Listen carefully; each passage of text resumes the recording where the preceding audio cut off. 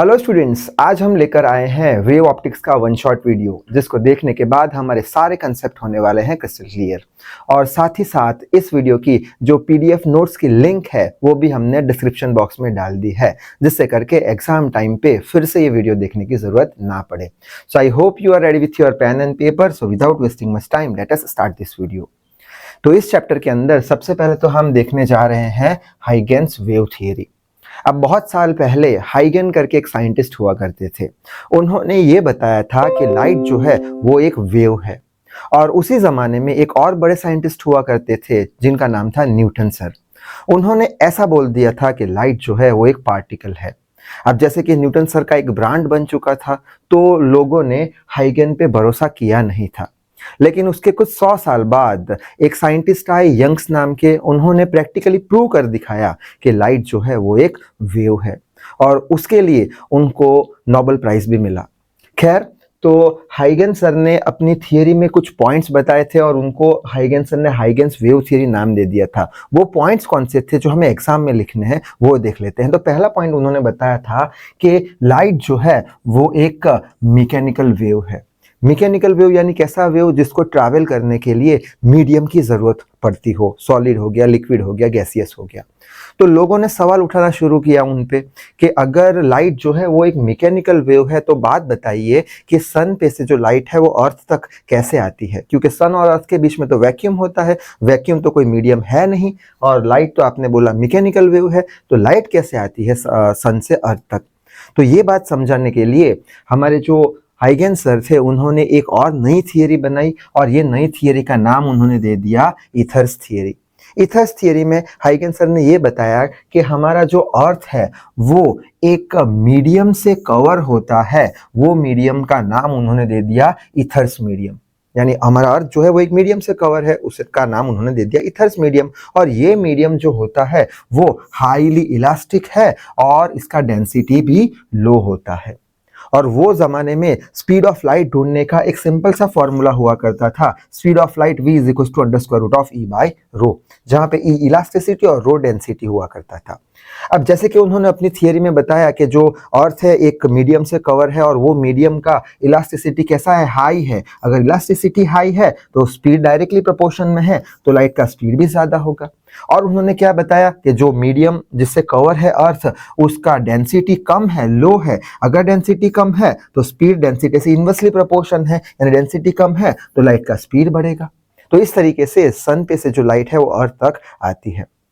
लेकिन धीरे धीरे ये जो थियरी है वो फेल करना शुरू हो गई, क्योंकि हमें पता है कि लाइट जो है वो मैकेनिकल वेव तो नहीं है, लेकिन वो एक इलेक्ट्रोमैग्नेटिक वेव है। अब ऐसा नहीं है कि पूरी तरीके से ये थियरी फेल कर गई।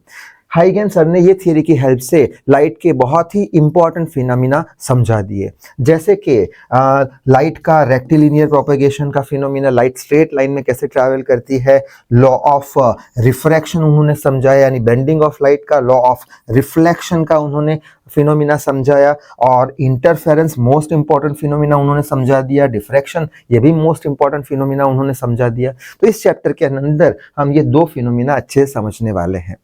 और ये जो हाइगन सर थे उन्होंने एक फिनोमिना वो समझाने में फेल हो गए, जो फिनोमिना का नाम था पोलराइजेशन ऑफ लाइट। क्योंकि पोलराइजेशन ऑफ लाइट का फिनोमिना समझने के लिए वो जो फिनोमिना था पोलराइजेशन, वो था इलेक्ट्रोमैग्नेटिक वेव के ऊपर। और हाइगन सर ने क्या बोला था, लाइट कैसा है, मैकेनिकल वेव है। तो पोलराइजेशन फिनोमिना वो समझा नहीं पाए थे। वो पोलराइजेशन फिनोमिना भी हम समझेंगे अंत में इस वीडियो के। तो ये सारे फिनोमिना उन्होंने समझा दिए, ठीक है। अब उन्होंने बोल दिया कि अगर लाइट के सारे फिनोमिना हमें समझने हैं तो मैं जो भी बात बताऊंगा, जो भी प्रिंसिपल्स दूंगा, उसको हमें एक्सेप्ट करना है विदाउट एनी आर्ग्यूमेंट। जो मैं बोल रहा हूं वो अगर आप एक्सेप्ट करोगे तो ही आप सारी फिनोमिना है, जैसे रिफ्लेक्शन ऑफ लाइट हो गया, रिफ्रैक्शन ऑफ लाइट हो गया, डिफ्रैक्शन ऑफ लाइट हो गया, इंटरफेरेंस ऑफ लाइट हो गया, ये सारे फिनोमिना अच्छे से समझ पाओगे अगर मेरे दिए गए प्रिंसिपल को मानोगे तो उन्होंने कुछ प्रिंसिपल्स दिए, जिसका नाम लिख दिया उन्होंने हाइगन्स प्रिंसिपल। अब एक एक करके हाइगन प्रिंसिपल समझ लेते हैं। डेफिनेशन भी पूछ सकते हैं, एक्सप्लेनेशन भी पूछ सकते हैं एग्जाम में 2-3 मार्क्स में। तो सबसे पहले तो उन्होंने पहला प्रिंसिपल दिया वेव फ्रंट का। अब वेव फ्रंट यानी क्या, पहले डेफिनेशन देख लेते हैं जो एग्जाम में लिख के आनी है। It is the focus of all points of a medium which are vibrating in the same phase. तो पहले तो समझ लेते हैं focus of all points of a medium यानी क्या। तो मान के चलते हैं हमारे पास एक पॉइंट सोर्स ऑफ लाइट है जिसमें से कुछ वेव निकल रहे हैं हर एक डायरेक्शन में, यहाँ से निकल रहा है, यहाँ से निकल रहा है, यहाँ से निकल रहा है, यहाँ से निकल रहा है, 360 एंगल पे बहुत सारे वेव निकल रहे हैं। हम क्या करेंगे, हम एक फोटोग्राफ क्लिक करेंगे t बराबर t टाइम पे। मान के चलते हैं t बराबर t टाइम पे हमने क्या कर दिया, एक फोटोग्राफ क्लिक कर दिया। फोटोग्राफ क्लिक कर दिया तो ये सारे वेव स्टेशनरी दिखेंगे, हमें ऐसा कुछ डायग्राम दिखेगा, सारे वेव स्टेशनरी दिखेंगे। अब हम क्या करेंगे, एक वेव पे चलते चलते हम x डिस्टेंस तक जाएंगे और एक पॉइंट A मार्क कर देंगे। बाद में, अब ये फोटोग्राफ बन चुका है, अब बाद में दूसरे वेव पे चलते चलते x डिस्टेंस जाएंगे, एक और पॉइंट मार्क कर देंगे B। तीसरे वेव पे चलते चलते जाएंगे, एक और पॉइंट मार्क कर देंगे C। ऐसे x डिस्टेंस चलते चलते सारे पॉइंट हम मार्क कर देंगे। ठीक है, सारे वेव के पॉइंट मार्क कर देंगे और जितने भी पॉइंट हमने मार्क किए हैं वो सारे पॉइंट को हम एक लाइन से या फिर एक कर्व से कनेक्ट कर देंगे, ज्वाइन कर देंगे। तो ये जो हमारा जो आया, ये सारे पॉइंट्स को हमने कनेक्ट किया, जो कर्व बन के आया या फिर जो सर्कल बन के आया, कौन सा A B C D E F G, उसको हम क्या बोल देंगे, उसको बोल देंगे focus of all points. All point को हमने ज्वाइन किया एक लाइन से और वो जो ज्योमेट्री बन के आया उसको बोल दिया फोकस ऑफ ऑल पॉइंट्स। यानी यहाँ पे सर्कल दिख रहा है हमें, एक्चुअल में स्फीयर होगा। ठीक है, तो ये हो गया focus of all points of a medium. ठीक है, अब समझ लेते हैं which are vibrating in a same phase. अब वाइब्रेट तो हो रहे हैं हमें मालूम है क्योंकि वेव ऐसे ऐसे जा रहे हैं। ठीक है, यानी कि कुछ SHM हो रहा है, पार्टिकल ऊपर नीचे हो रहे हैं, vibrating in a same phase. अब फेज सबसे पहले समझ लेते हैं। तो क्लास 11th के अंदर हमने ऑसिलेशन चैप्टर पढ़ा था जिसमें SHM का एक इक्वेशन पढ़ा था, याद हो तो, ये वाला y is equal to a sin omega t plus kx। ठीक है, जिसके अंदर ओमेगा टी प्लस kx को क्या बोलते थे, हम फेज बोलते थे। अब यहां पे पॉइंट ए का फेज क्या होगा, तो हम बोलेंगे पॉइंट ए का फेज होगा ओमेगा टी प्लस के एक्स। क्यों ओमेगा ही रखा हमने, क्योंकि लाइट का जो सोर्स है उसकी फ्रीक्वेंसी तो चेंज हो नहीं रही है। टी क्यों लिखा हमने, क्योंकि टी बराबर टी पे हमने फोटोग्राफ खींचा है तो ओमेगा टी हो गया, प्लस के क्या हो गया, वेव कांस्टेंट हो गया 2π/λ। एक्स क्या हो गया, हर एक जगह डायरेक्शन में हम एक्स डिस्टेंस जाके पॉइंट मार्क कर रहे हैं, इसलिए ए का फेस क्या हो गया ओमेगा टी प्लस के एक्स। ऐसे बी का भी फेस हो गया ओमेगा टी प्लस के एक्स, सी का भी फेस हो गया ओमेगा टी प्लस के एक्स। यानी सारे पॉइंट्स का फेस कैसा हो गया, सेम फेज हो गया, और वो सेम फेज में क्या कर रहे हैं, वाइब्रेट कर रहे हैं। ठीक है, तो ऐसा हमने लोकस फोकस बनाया जो सेम फेज में वाइब्रेट कर रहा है, और ये फोकस जो हमने बनाया वो फोकस को हम क्या बोल देंगे, वेव फ्रंट बोल देंगे।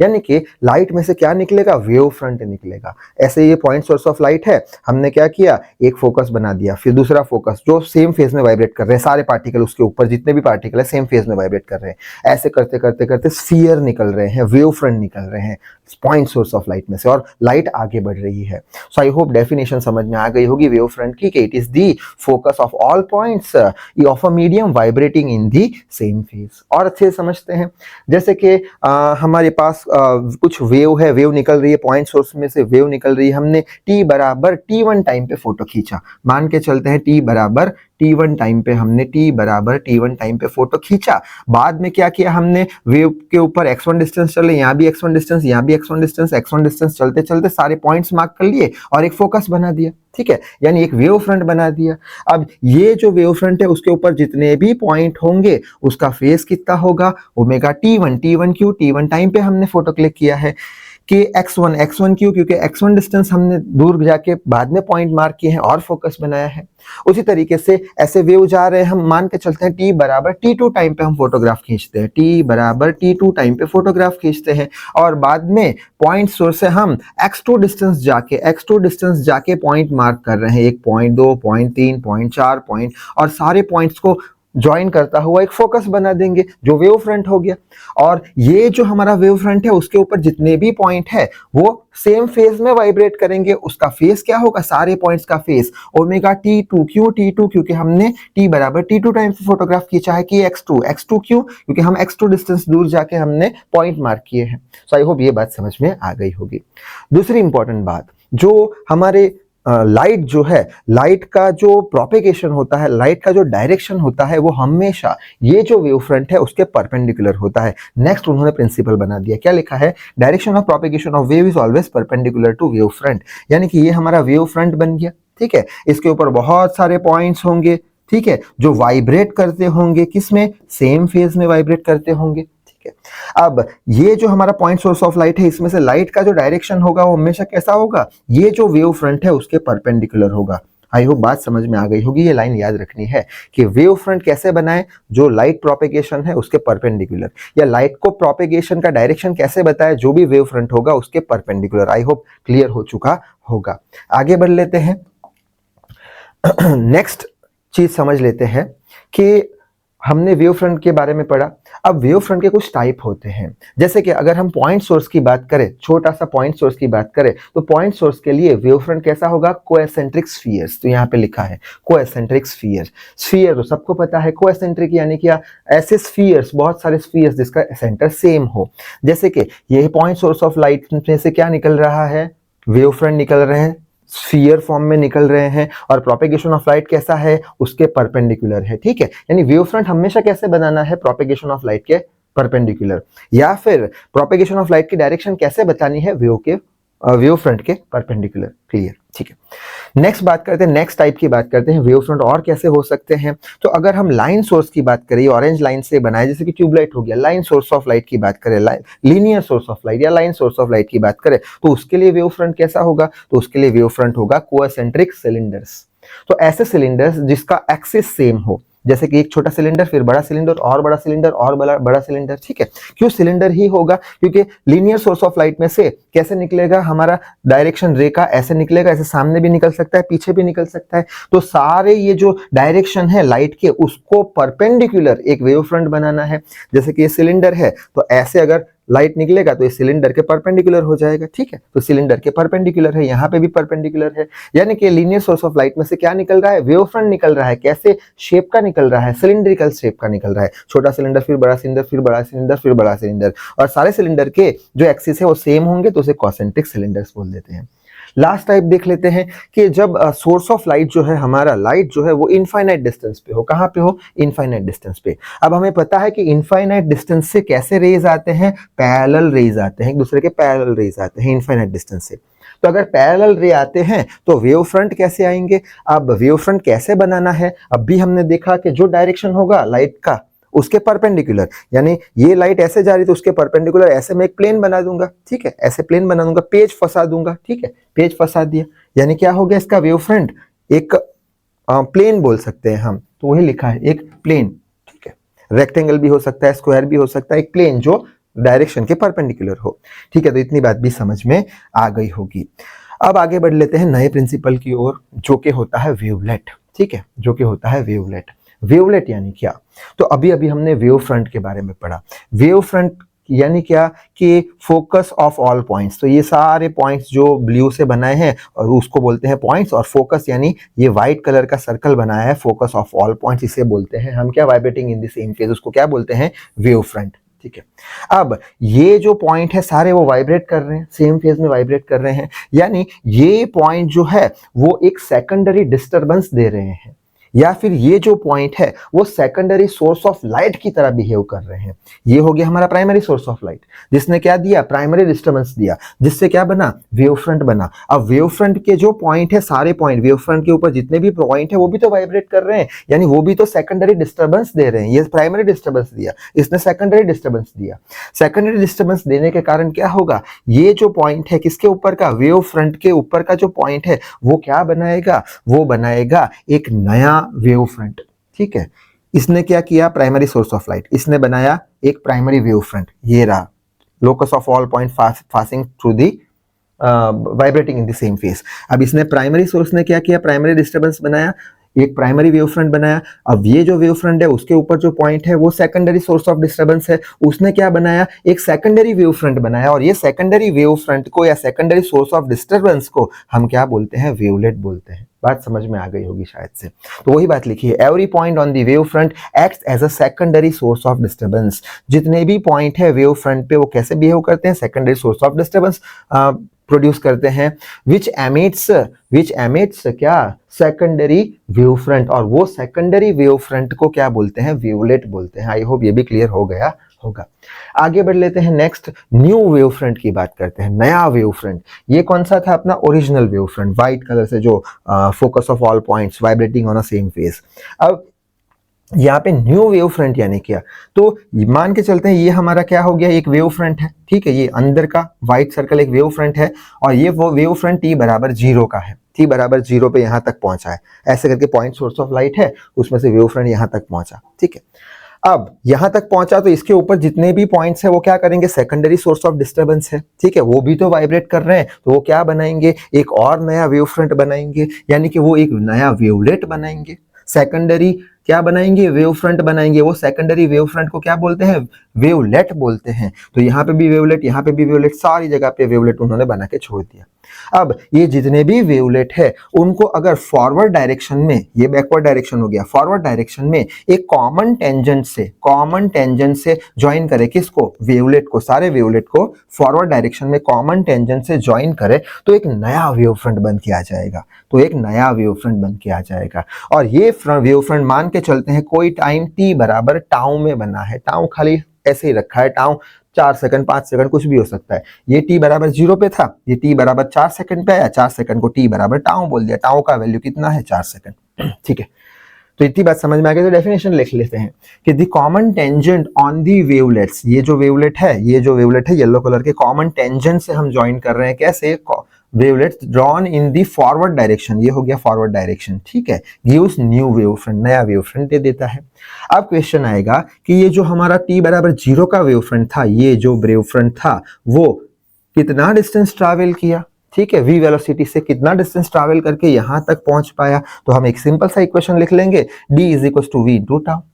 डी क्या होती है, इसमें होता है मीटर में, वेलोसिटी किसमें होती है, मीटर पर सेकंड में, टाइम किसमें होता है, टाउ, सेकंड में, सेकंड से सेकंड कैंसिल, मीटर बराबर मीटर, यानी ये इक्वेशन करेक्ट है। यानी कितना डिस्टेंस ट्रैवल करेगा ये, v वेलोसिटी से d is equal to v into tau जितना, ठीक है।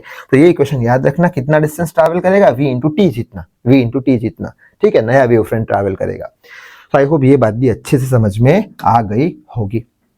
अब यही कंसेप्ट को हम कुछ क्वेश्चन से समझने की कोशिश करते हैं, जैसे कि यहाँ पे दिया है, draw the wave front for a light source present at infinite distance. एक लाइट सोर्स है, कहाँ पे प्रेजेंट है, इनफाइनाइट डिस्टेंस पे प्रेजेंट है, और उसके लिए क्या बनाना है, वेव फ्रंट बनाना है। और ये लाइट कहाँ पे प्रेजेंट है, इनफाइनाइट डिस्टेंस पे तो प्रेजेंट है, लेकिन कहाँ पे प्रेजेंट है, in front of convex lens. ये हो गया हमारा कॉन्वेक्स लेंस के सामने इनफाइनाइट डिस्टेंस पे लाइट है, उसके लिए हमें वेव फ्रंट बनाना है। तो कैसे बनाएंगे, तो सबसे पहले तो इनफाइनाइट डिस्टेंस से पैरेलल रे आती है, तो पैरेलल हमने बना दिया। पैरेलल रे के लिए क्या होगा, डायरेक्शन जो होगा उसके परपेंडिकुलर वेव फ्रंट बनेगा, तो ये प्लेन हो गया, प्लेन वेव फ्रंट आ गया। बाद में ये हमारा जो कॉन्वेक्स लेंस है वो क्या कर देगा, लाइट को एक पॉइंट पे कंसंट्रेट करा देगा, कन्वर्ज कर देगा, ठीक है, कन्वर्ज कर देगा। अब यहां से वेव फ्रंट कैसे बनाएंगे, ये डायरेक्शन के परपेंडिकुलर, यानी बड़े बड़े स्फीयर आएंगे जिसका सेंटर सेम होगा, यानी कोएसेंट्रिक स्फीयर वेव फ्रंट बन जाएगा, ठीक है, स्फेरिकल वेव फ्रंट या कोएसेंट्रिक स्फीयर बोल सकते हैं। नेक्स्ट है ड्रॉ दी वेव फ्रंट, वापस से वेव फ्रंट बनाना है हमें for a light source present at infinite distance, ठीक है, इनफाइनाइट डिस्टेंस पे पड़ा है, और किसके सामने है distance, in front of the concave mirror, ये रहा हमारा कॉनकेव मिरर, उसके लिए वेव फ्रंट बनाना है। तो क्या करेंगे, इनफाइनाइट डिस्टेंस से पैरेलल रेज आते हैं, तो पैरेलल रेज दे दिए। पैरेलल रेज के लिए कैसा वेव फ्रंट होगा, अभी हमने देखा प्लेन वेव फ्रंट होगा। बाद में कॉनकेव मिरर क्या कराएगा, वो भी कन्वर्ज करा देगा, एक पॉइंट पे फोकस पे कन्वर्ज करा देगा। अब ऐसे लाइट आ रही है तो ये लाइट के डायरेक्शन के परपेंडिकुलर हम ऐसे स्फीयर बना देंगे, बड़े बड़े स्फीयर जो परपेंडिकुलर हो ये डायरेक्शन ऑफ लाइट के, ठीक है। तो ये क्या हो गया हमारा स्फेरिकल वेव फ्रंट या कोएसेंट्रिक स्फीयर्स भी बोल सकते हैं। सो आई होप ये भी समझ में आ गया होगा। अब हम इंपॉर्टेंट चीज पे बढ़ते हैं आगे, ये प्रिंसिपल सारे समझने के बाद। तो एग्जाम में हमें कभी 3 मार्क्स में पूछ लेते हैं कौन सा, लॉ ऑफ रिफ्लेक्शन, या फिर ऐसा पूछ लेते हैं prove that angle of incidence is equal to angle of reflection, ठीक है, हाइगन प्रिंसिपल से हमें प्रूव करना है। तो कैसे करेंगे, तो उसके लिए सबसे पहले तो ये इंपॉर्टेंट डायग्राम बनाना पड़ेगा, फिर हम प्रूफ कर पाएंगे। ये डायग्राम ही मेन है, प्रूफ तो एकदम ईजी है। तो क्या करेंगे, उसके लिए हमने एक रिफ्लेक्टिंग सरफेस ले ली ऑरेंज कलर वाली, बाद में हमने 2 रे ऑफ लाइट ली, ठीक है।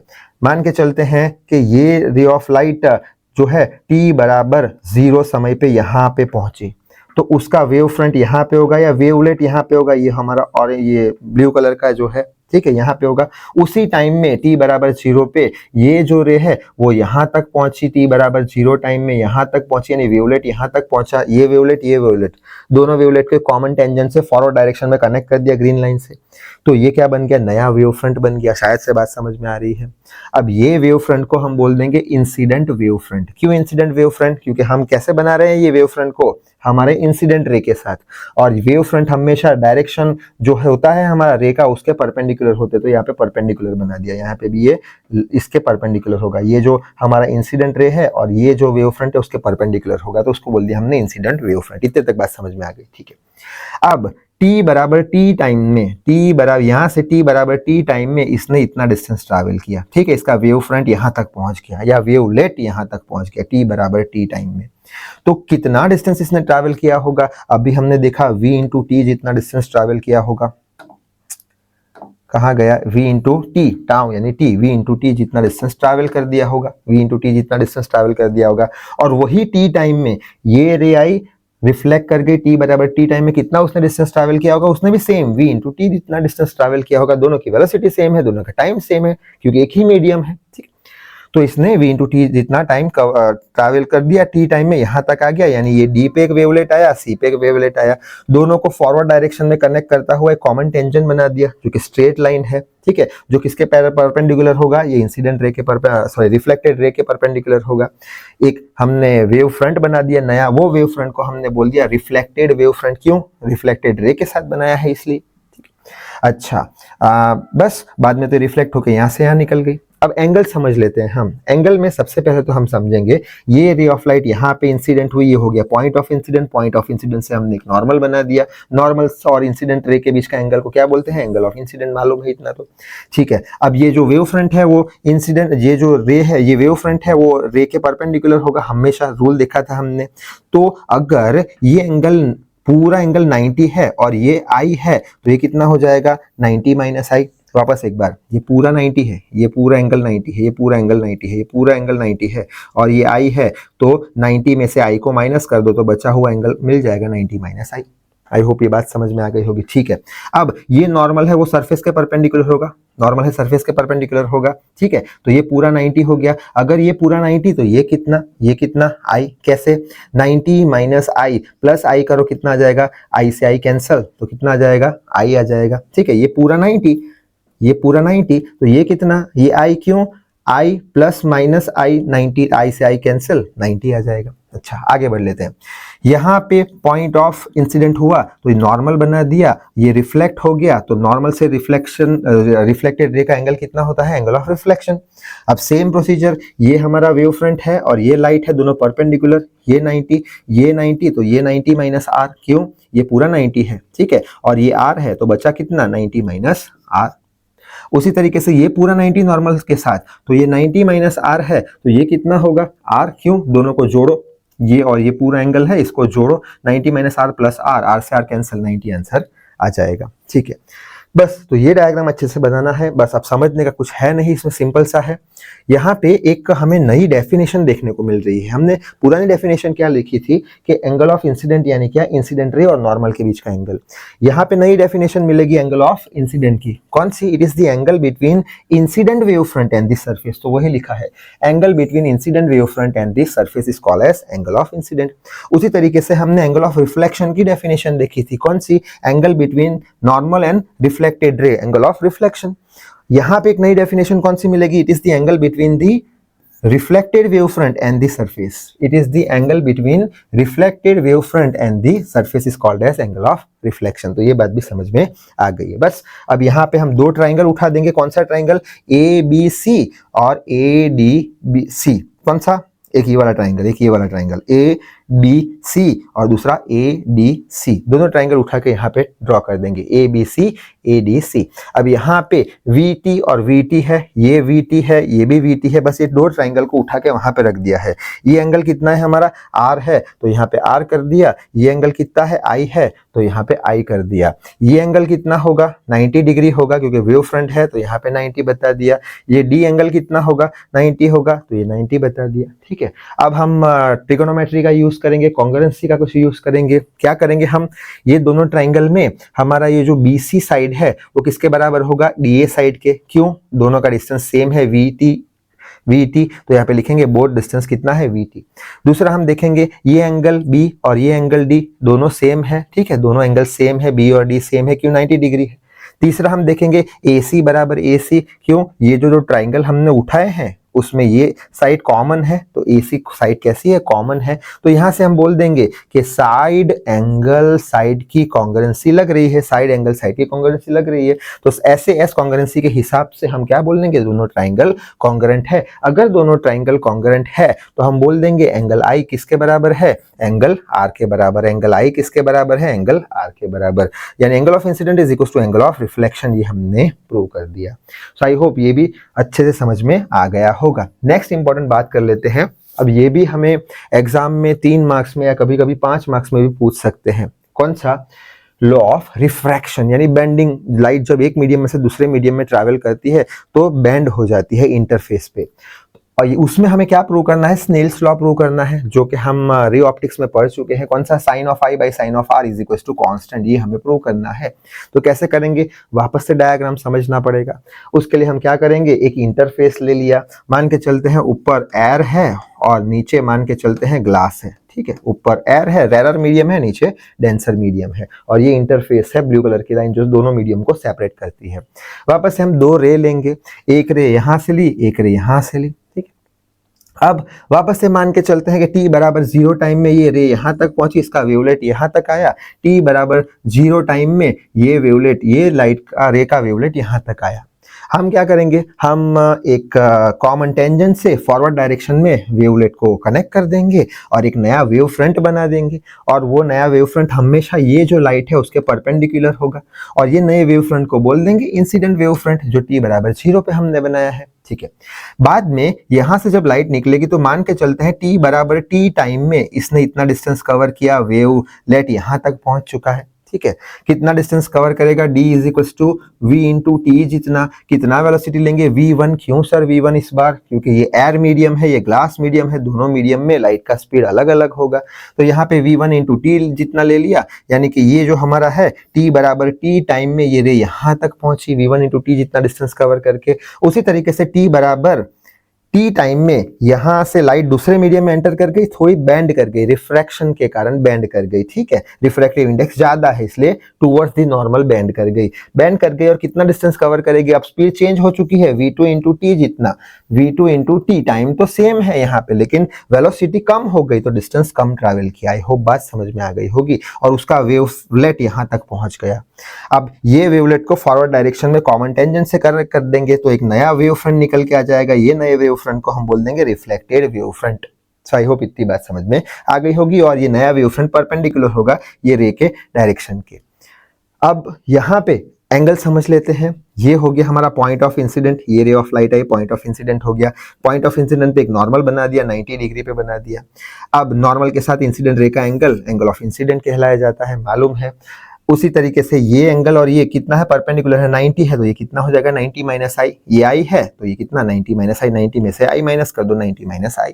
ये पूरा 90 है नॉर्मल वाला, ये पूरा 90 है, ठीक है? पूरा 90 है तो ये कितना होगा? आई। कैसे पता लगा? 90 माइनस आई प्लस आई करो, टोटल 90 आ जाएगा, तो ये आई हमें मिल गया। यहां से एंगल ऑफ इंसिडेंट का हमें एक नया डेफिनेशन जानने को मिला। कौन सा? पहले हम क्या बोलते थे? It is the angle between normal and incident ray. अब हम नया डेफिनेशन बोल देंगे क्या? It is the angle between incident wave front and the interface या फिर सरफेस, तो वही लिखा है। It is the angle between incident wave front and the refracting surface is called as angle of incidence. आगे बढ़ लेते हैं। अब यहाँ पे हम ये साइड देखेंगे, ये साइड हम देखेंगे तो ये नॉर्मल के साथ ये क्या हो गया? Refracted ray. तो angle between refracted ray and normal is called as angle of refraction, ठीक है?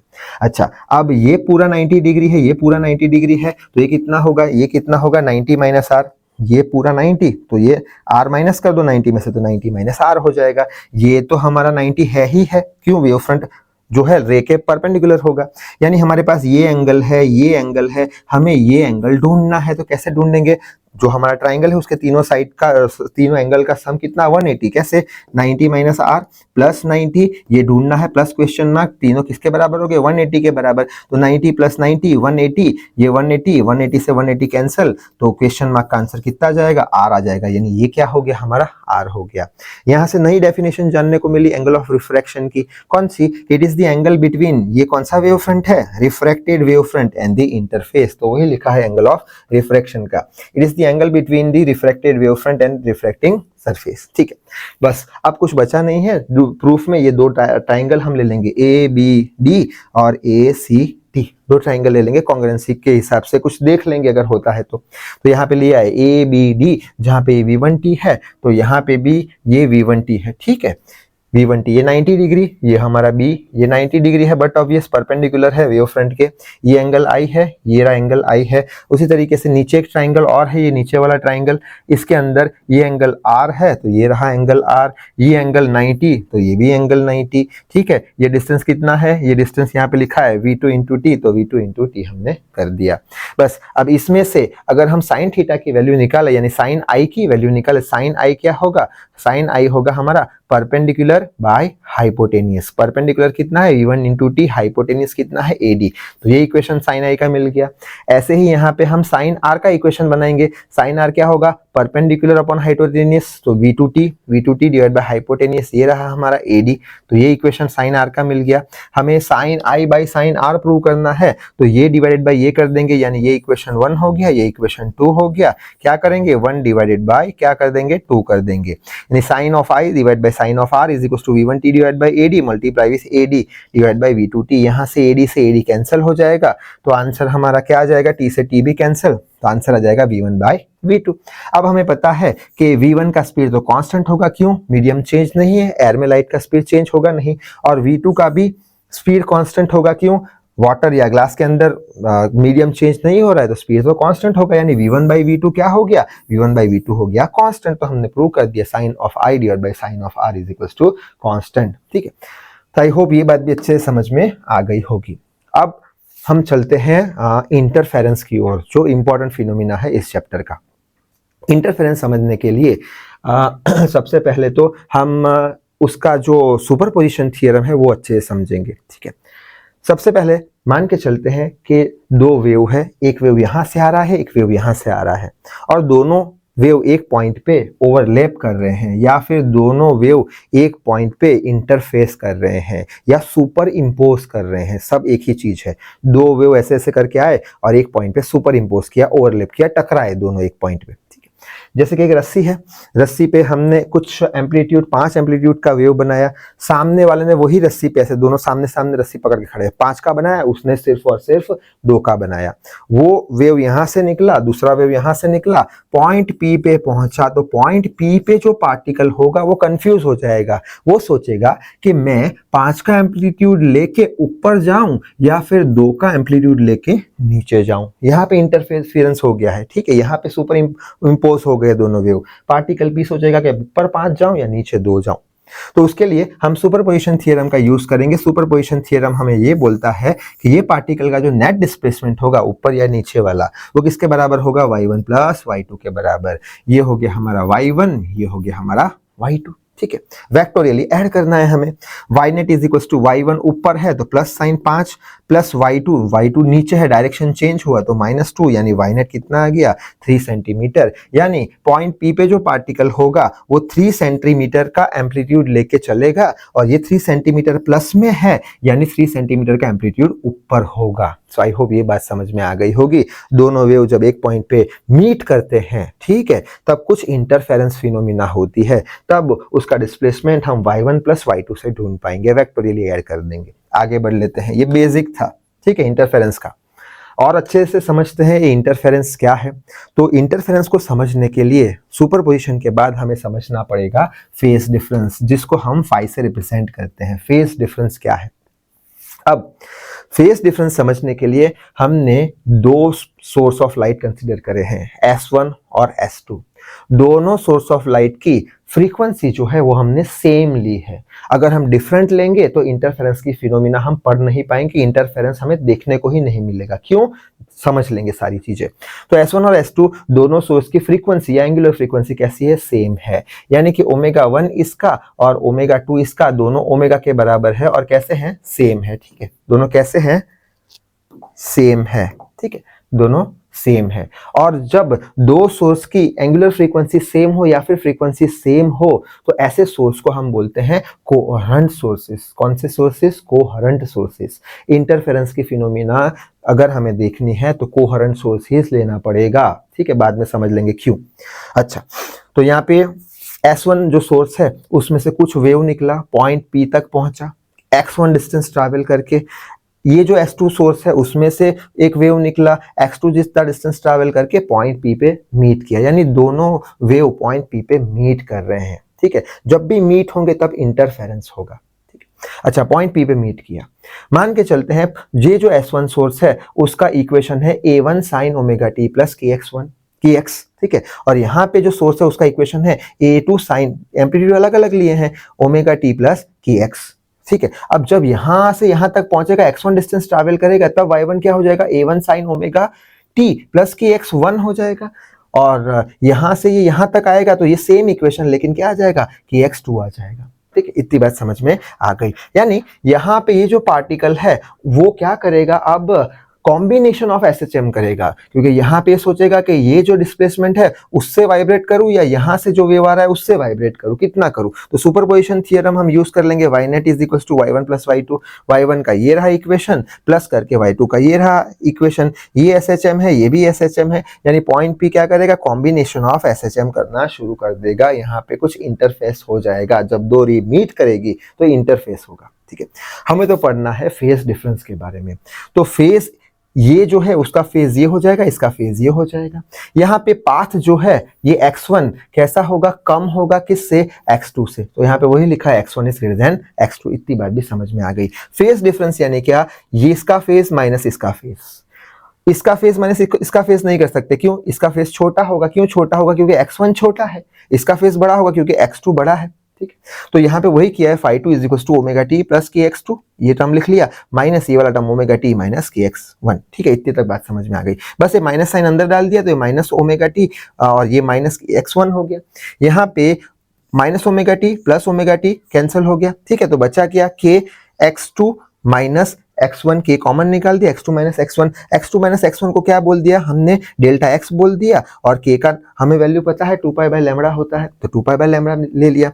अब यहां से एक इंपॉर्टेंट चीज हमें समझ में आई। कौन सी चीज समझ में आई, कि फेज डिफरेंस यानी फाई, फेज डिफरेंस कब आता है, जब पाथ डिफरेंस होता है। यहाँ पे देख सकते हैं x2 का पाथ कुछ अलग है, x1 का पाथ कुछ अलग है, यानी डेल्टा x जब होता है, पाथ डिफरेंस होता है, तब फेज डिफरेंस आता है। और पाथ डिफरेंस तो कांस्टेंट है, यहाँ पे ये 2 सेंटीमीटर ये 3 सेंटीमीटर, तो 3 सेंटीमीटर कांस्टेंट है पाथ डिफरेंस। यहाँ पे अगर पाथ डिफरेंस कांस्टेंट है तो फेज डिफरेंस भी कांस्टेंट रहेगा, यानी कि ये केस में कांस्टेंट क्या रहने वाला है, फेज डिफरेंस कांस्टेंट रहने वाला है। और अगर ये पॉइंट पे फेज डिफरेंस कांस्टेंट रहने वाला है तो ये पॉइंट पे जो लाइट की इंटेंसिटी होगी वो भी कांस्टेंट रहेगी पॉइंट पी पे। वापस एक बार समझ लेते हैं, क्या समझे, ये पॉइंट पी पे क्या आया, फेज डिफरेंस। क्यों फेज डिफरेंस आया, क्योंकि पाथ डिफरेंस कुछ आया था, 2 pi by lambda delta X, most important equation, phi is equal to 2 pi by lambda delta X. ये पॉइंट पे पाथ डिफरेंस आया, इसलिए फेज डिफरेंस आया। पाथ डिफरेंस कैसा है, यहाँ पे 2 और 5 3 कांस्टेंट है, पाथ डिफरेंस कांस्टेंट है, यानी कि फेज डिफरेंस भी कांस्टेंट है। और अगर फेज डिफरेंस कांस्टेंट है तो हम क्या बोल देंगे, ये पॉइंट पे इंटेंसिटी जो लाइट का है वो भी कांस्टेंट रहेगा। एज फॉर एग्जाम्पल क्लासरूम के अंदर अगर आपने ऑब्जर्व किया हो तो व्हाइट बोर्ड पे कोई एक पॉइंट पे एक व्हाइट स्पॉट दिखता होगा, ब्राइट स्पॉट दिखता होगा हमें। क्यों ब्राइट स्पॉट दिखता है, क्योंकि सन में से जो लाइट है वो डोर्स में से आती है। मान के चलते हैं डोर में से आई, विंडो में से आई, यानी यहां से कुछ 50 मीटर डिस्टेंस काट के आई, यहां से सपोज 100 मीटर डिस्टेंस काट के आई, यानी ये पॉइंट पे क्या हो रहा है, पाथ डिफरेंस कांस्टेंट रह रहा है। पाथ डिफरेंस कांस्टेंट होने के कारण वो पॉइंट पे फेज डिफरेंस कांस्टेंट है, और वो पॉइंट पे फेज डिफरेंस कांस्टेंट होने के कारण इंटेंसिटी ऑफ लाइट कांस्टेंट रहेगी। यानी हमें दिख रहा है ब्राइट स्पॉट, तो ब्राइट स्पॉट कॉन्स्टेंटली हमें दिखता रहेगा। सो आई होप बात समझ में आ गई होगी। यानी जब दो रे ऑफ लाइट या दो वेव एक दूसरे के साथ एक पॉइंट पे मीट करते हैं तब क्या होगा, तब होगा इंटरफेरेंस, जिसके कारण हमें ब्राइट स्पॉट दिखेगा या फिर डार्क स्पॉट दिखेगा। वो किस पर डिपेंड करता है, वो डिपेंड करता है पाथ डिफरेंस पे, ठीक है। ओके, अब समझ लेते हैं कि अगर फ्रीक्वेंसी अलग अलग रखे, जैसे कि ये S1 हो गया, S2 हो गया, इसकी फ्रीक्वेंसी अलग अलग रखते हैं, यानी कि इसका ओमेगा 1 और इसका ओमेगा 2 दोनों बराबर है नहीं, तो ऐसे सोर्स ऑफ लाइट जिसकी फ्रीक्वेंसी अलग अलग हो उसको बोलते हैं non coherent sources. Non coherent sources से हम इंटरफेरेंस की फिनोमिना देख नहीं पाएंगे। कैसे नहीं देख पाएंगे, समझ लेते हैं।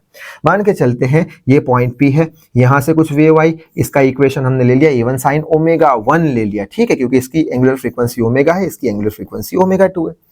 x1 डिस्टेंस ट्रैवल किया इसने, ठीक है, उसी तरीके से S2 में से यहाँ पे लाइट आई, x2 डिस्टेंस ट्रैवल कर दिया, इसका ओमेगा 2 है, तो इसका इक्वेशन क्या होगा, A2 sin omega t, omega 2t plus की x, ठीक है, कि x लिखेंगे, क्यों, x2 डिस्टेंस ट्रैवल कर रहा है।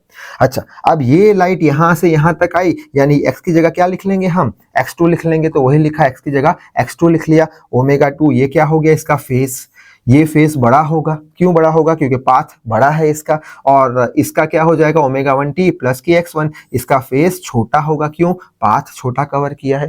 फेस डिफरेंस की बात करें तो ये फेस माइनस ये फेस, तो ये फेस ओमेगा 2t प्लस की x2 माइनस ये फेस, अंदर माइनस साइन रख देंगे तो ये माइनस आ जाएगा, ठीक है, यहाँ पे कुछ कैंसिल होने वाला नहीं है। यहाँ पे ओमेगा 2t और ये ओमेगा 1 में से t कॉमन निकाल दिया, तो omega 2 minus omega 1 into t, plus का साइन लगा दिया, अब इसमें से k कॉमन निकाल दिया तो x2 माइनस x1, ठीक है। तो यहाँ पे हम लिख सकते हैं ओमेगा 2 माइनस ओमेगा 1 को डेल्टा ओमेगा कर दिया, change in frequency, x2 minus x1 को पाथ डिफरेंस कर दिया डेल्टा x इंटू k। अब यहाँ पे क्या फेस डिफरेंस कांस्टेंट रहने वाला है, ये पॉइंट P पे, हम बोलेंगे फेस डिफरेंस कांस्टेंट नहीं रहेगा। क्यों नहीं रहेगा, क्या पॉइंट P पे पाथ डिफरेंस कांस्टेंट है, हम बोलेंगे पॉइंट P पे ये 2 सेंटीमीटर, ये 5 सेंटीमीटर, तो 3 सेंटीमीटर पाथ डिफरेंस तो कांस्टेंट है, तो फिर फेस डिफरेंस कांस्टेंट क्यों नहीं है, क्योंकि फेस डिफरेंस का ये भी तो बचा हुआ पार्ट है। इसमें क्या है, समय t जैसे जैसे बढ़ रहा है, समय जैसे जैसे बढ़ रहा है, वैसे वैसे फेस भी तो बढ़ रहा है, वैसे वैसे फेस भी तो चेंज हो रहा है, यानी कि यहाँ पे फेस डिफरेंस ये पॉइंट P पे कांस्टेंट नहीं है। अगर पॉइंट P पे फेस डिफरेंस कांस्टेंट नहीं है तो इंटेंसिटी ऑफ लाइट जो है वो चेंज होती रहेगी, यानी ये पॉइंट P पे कभी डार्क लाइट, कभी bright, dark bright, dark bright, fraction of second में चेंज होती रहेगी, तो हमें कोई स्पॉट ही नहीं देखने को मिलेगा, कोई ब्राइट या डार्क स्पॉट देखने को ही नहीं मिलेगा, क्योंकि उसके चेंज होने की इंटेंसिटी फ्रैक्शन ऑफ माइक्रॉन्स में होगी, ठीक है, यानी कि हम इंटरफेरेंस की फिनोमिना देख नहीं पाएंगे, जबकि यहाँ पे हम देख पाएंगे। क्यों, पाथ डिफरेंस के कारण फेस डिफरेंस आया, पाथ डिफरेंस कांस्टेंट है, क्यों, वो किस पे डिपेंड नहीं करता, फ्रीक्वेंसी पे डिपेंड नहीं करता, हमने कोहेरेंट सोर्स लिए हैं, तो पाथ डिफरेंस कांस्टेंट है तो phase difference constant, phase difference constant, तो ये पर्टिकुलर पॉइंट पे क्या हमें मिलेगा, कांस्टेंट इंटेंसिटी की लाइट। यहाँ पे क्या होगा, एंगुलर फ्रीक्वेंसी अलग अलग है, नॉन कोहेरेंट सोर्सेज लिए हैं, जिसके कारण अब फेस डिफरेंस पाथ डिफरेंस पे डिपेंड करेगा, ठीक है, लेकिन पॉइंट P पे फेस डिफरेंस कांस्टेंट नहीं होगा। क्यों, क्योंकि आपकी बार एंगुलर फ्रीक्वेंसी अलग अलग है, जिसके कारण जैसे जैसे समय बढ़ेगा ये हमारा फेस चेंज भी चेंज होता रहेगा, फेस डिफरेंस भी चेंज होता रहेगा, तो इंटेंसिटी जो लाइट की होगी पॉइंट P पे वो कांस्टेंट होगी नहीं, यानी हमें जो है वो इंटरफेरेंस की फिनोमिना दिखाई देगी नहीं, एक स्पॉट दिखाई देगा नहीं, ब्राइट या फिर डार्क, ठीक है। तो वही बात लिखी है, to get clear interference pattern coherent sources of light are used having same angular frequency. I hope इतने तक बात समझ में आ गई होगी। आगे बढ़ लेते हैं। अब हमने समझ लिया कि एक पॉइंट है, वहां पे दो रे मीट कर गई, तो वहां पे कुछ इंटरफेरेंस हुआ। अब वो जो वहां पे इंटरफेरेंस हुआ, तो जो पार्टिकल है उसका एम्पलीट्यूड क्या होगा, ठीक है, तो वो समझने के लिए, रिजल्टेंट एम्पलीट्यूड समझने के लिए हम क्या करेंगे, एक वेव है उसका कुछ एम्पलीट्यूड होगा ये डायरेक्शन में, ठीक है, दूसरे वेव का एम्पलीट्यूड होगा ये डायरेक्शन में, यानी वेक्टोरियली हमने रिप्रेजेंट कर दिया। बाद में क्लास 11th में हमने लॉ ऑफ पैरेललोग्राम पढ़ा था, एक इमेजिनरी पैरेललोग्राम बना दिया, बाद में क्या किया, डायगोनल से स्टार्ट होती हुई एक लाइन बना दी, एक वेक्टर बना दिया, जिसे हमने रिजल्टेंट वेक्टर बना बोल दिया। दोनों एम्पलीट्यूड के बीच का फेस कितना ले लिया, फाई ले लिया, ठीक है। बस अब रिजल्टेंट एम्पलीट्यूड कैसे ढूंढते थे, अगर याद हो तो, रिजल्टेंट का square is equal to A का स्क्वायर प्लस बी का square plus 2ab cos theta, तो वही लिखा है, रिजल्टेंट का square is equal to A का स्क्वायर प्लस बी का square plus 2a1 a2 cos theta, cos phi, दो एंगल, जो दो वेक्टर के बीच का एंगल हमेशा होता है, ठीक है। अब डायरेक्शन की बात करें तो डायरेक्शन कैसे हम ढूंढते हैं, डायरेक्शन मान के चलते थीटा एंगल पे डायरेक्शन है, तो वो भी इक्वेशन हमने डिराइव किया था, कौन सा था, tan थीटा वाला था, याद हो तो, tan theta is equal to a2 sin phi, a2 sin phi, दो वेक्टर के बीच का angle divided by a1 cos divided by a2 sin phi divide by a1 plus a2 cos phi। ये डिराइव किया था, सीधा याद रखना है हमें, और कुछ नई बात नहीं है, क्लास 11th की बात है ये, ठीक है। अब हमने देखा कि कोई एक पॉइंट पे दो वेव मीट करी तो इंटरफेरेंस हुआ, उसका एम्पलीट्यूड कुछ इसके बराबर, डायरेक्शन कुछ इसके बराबर। अब वहां वो पॉइंट पे उसका इंटेंसिटी कितना होगा तो वो समझ लेते हैं। तो उसके लिए हमने S1 S2 सोर्स बना दिए, कैसे होंगे, कोहेरेंट सोर्स जिसकी फ्रीक्वेंसी सेम होगी। अब यहाँ पे इसकी इंटेंसिटी कितनी होगी, हमेशा इंटेंसिटी किसके प्रोपोर्शन में होती है, एम्पलीट्यूड के स्क्वायर में। अगर याद हो तो इंटेंसिटी हमेशा एम्पलीट्यूड के स्क्वायर में प्रोपोर्शन होती है, तो प्रोपोर्शनलिटी कांस्टेंट हटा के k लिख लिया, I is equal to kx square. अब यहाँ पे I1 का वैल्यू क्या होगा, k A1 का स्क्वायर, ठीक है, k तो कांस्टेंट है। यहाँ पे क्या होगा, I2 का वैल्यू k A2 स्क्वायर, इसमें से हम A2 का वैल्यू निकाल सकते हैं, A2 square is equal to I2 by k। उसी तरीके से यहाँ से A1 का वैल्यू निकाल सकते हैं, A1 square is equal to I1 by k।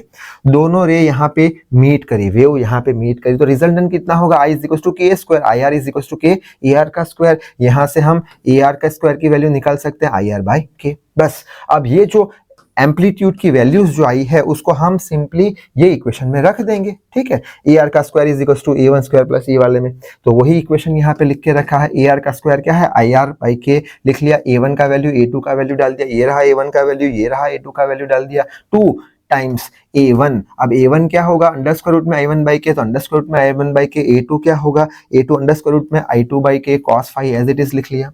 अब ये अंडर स्क्वायर रूट ऑफ के, स्क्वायर रूट ऑफ के, ये दोनों टोटल k बन जाएंगे, ठीक है। ये भी k है, ये भी k है, सारे k बाहर निकाल देंगे और ये k के साथ कैंसिल कर देंगे। आई होप बात समझ में आ गई होगी। ये रूट के k हो गया, ये के कॉमन निकाल दिया, ये k के साथ कैंसिल कर दिया, तो इंटेंसिटी का इक्वेशन क्या आ गया, IR is equal to I1 plus I2 two root I1 I2 cos phi। ये याद रखना है हमें। अब यहाँ से हम एक बात कंफर्म कर सकते हैं, कौन सी, कि जब एक पॉइंट पे दो वेव मीट करते हैं तब जो उसका रिजल्टेंट एम्पलीट्यूड होता है वो किस पे डिपेंड करता है, वो डिपेंड करता है फेज डिफरेंस पे या फिर cos phi पे।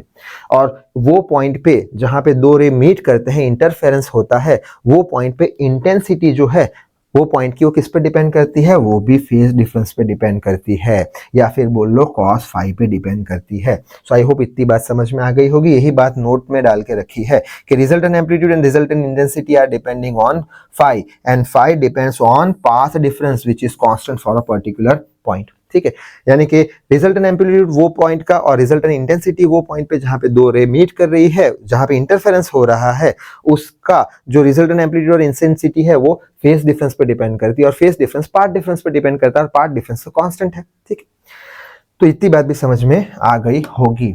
अब थोड़ा और डिटेल में इंटरफेरेंस को समझते हैं। ये सारी बात समझेंगे तो वाईडी ऐसी बड़ी आसान लगेगा हमें, ठीक है। अब और अच्छे से समझते हैं, हमने क्या बोला, एक पॉइंट पे दो रे मीट कर रही है यानी इंटरफेरेंस हो रहा है। अब वो पॉइंट पे ब्राइट फ्रिंज या ब्राइटनेस मिलेगी या डार्क फ्रिंज डार्कनेस मिलेगा, वो कैसे डिसाइड करेंगे, तो उसके लिए हम बोल देंगे कि ये पॉइंट है, इसमें ब्राइट फ्रिंज मिली, ब्राइट फ्रिंज यहाँ पे मिली यानी दो रेट मीट कर रही है, वो कंस्ट्रक्टिव इंटरफेरेंस कर रही है। क्या कर रही है, कंस्ट्रक्टिव इंटरफेरेंस कर रही है, यानी जहां पे कंस्ट्रक्टिव इंटरफेरेंस होगा वहां पे ब्राइट फ्रिंज मिलेगी। और वो पॉइंट पे अगर दो रे मीट कर रही है और अगर डिस्ट्रक्टिव इंटरफेरेंस है, डिस्ट्रक्शन है, तो हमें क्या मिलेगा, डार्क फ्रिंज मिलेगा।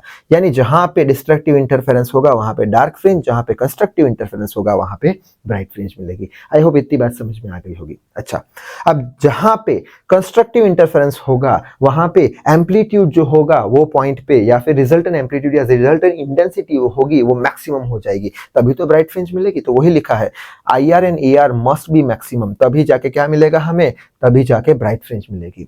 और डार्क फ्रिंज कब मिलेगी, डिस्ट्रक्टिव इंटरफेरेंस होगा। डिस्ट्रक्टिव इंटरफेरेंस यानी डार्क फ्रिंज के लिए क्या होगा, रिजल्टेंट एम्पलीट्यूड और रिजल्टेंट इंटेंसिटी मिनिमम होगा, ठीक है। तो resultant amplitude and resultant intensity कैसी होनी चाहिए, मिनिमम होनी चाहिए, ठीक है। अब कंस्ट्रक्टिव इंटरफेरेंस के लिए IR और AR कैसे मैक्सिमम होंगे, IR और AR किस पे डिपेंड करते हैं, phi पे डिपेंड करते हैं। अभी हमने देखा IR किस पे डिपेंड करता है, cos phi पे। IR का वैल्यू मैक्सिमम कब होगा, जब cos phi का वैल्यू मैक्सिमम होगा, ठीक है। उसी तरीके से AR का वैल्यू मैक्सिमम कब होगा, जब cos phi का वैल्यू मैक्सिमम होगा। cos phi का मैक्सिमम वैल्यू कितना होता है, 1 होता है, इतना हमें पता है। तो वही यहाँ पे किया है क्या, कि कंस्ट्रक्टिव इंटरफेरेंस में IR और AR कब मैक्सिमम होंगे, जब cos phi का वैल्यू मैक्सिमम होगा जो कि 1 के बराबर होगा, ठीक है। उसी तरीके से डिस्ट्रक्टिव इंटरफेरेंस में cos फाई का वैल्यू मिनिमम होना चाहिए, मिनिमम होना चाहिए। cos फाई का मिनिमम वैल्यू कितना है, साइन हो cos हो कितना हो मिनिमम, उसका -1 वैल्यू है, ठीक है।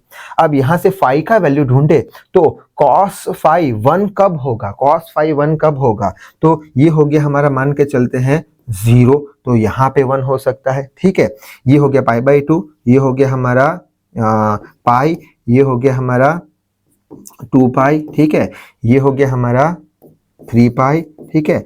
ये हो गया हमारा 4 पाई, ठीक है। अब यहाँ पे यहाँ पे cos का वैल्यू 1 होगा, मैक्सिमम होगा, यहाँ पे 1 होगा और यहाँ पे -1 होगा, ठीक है।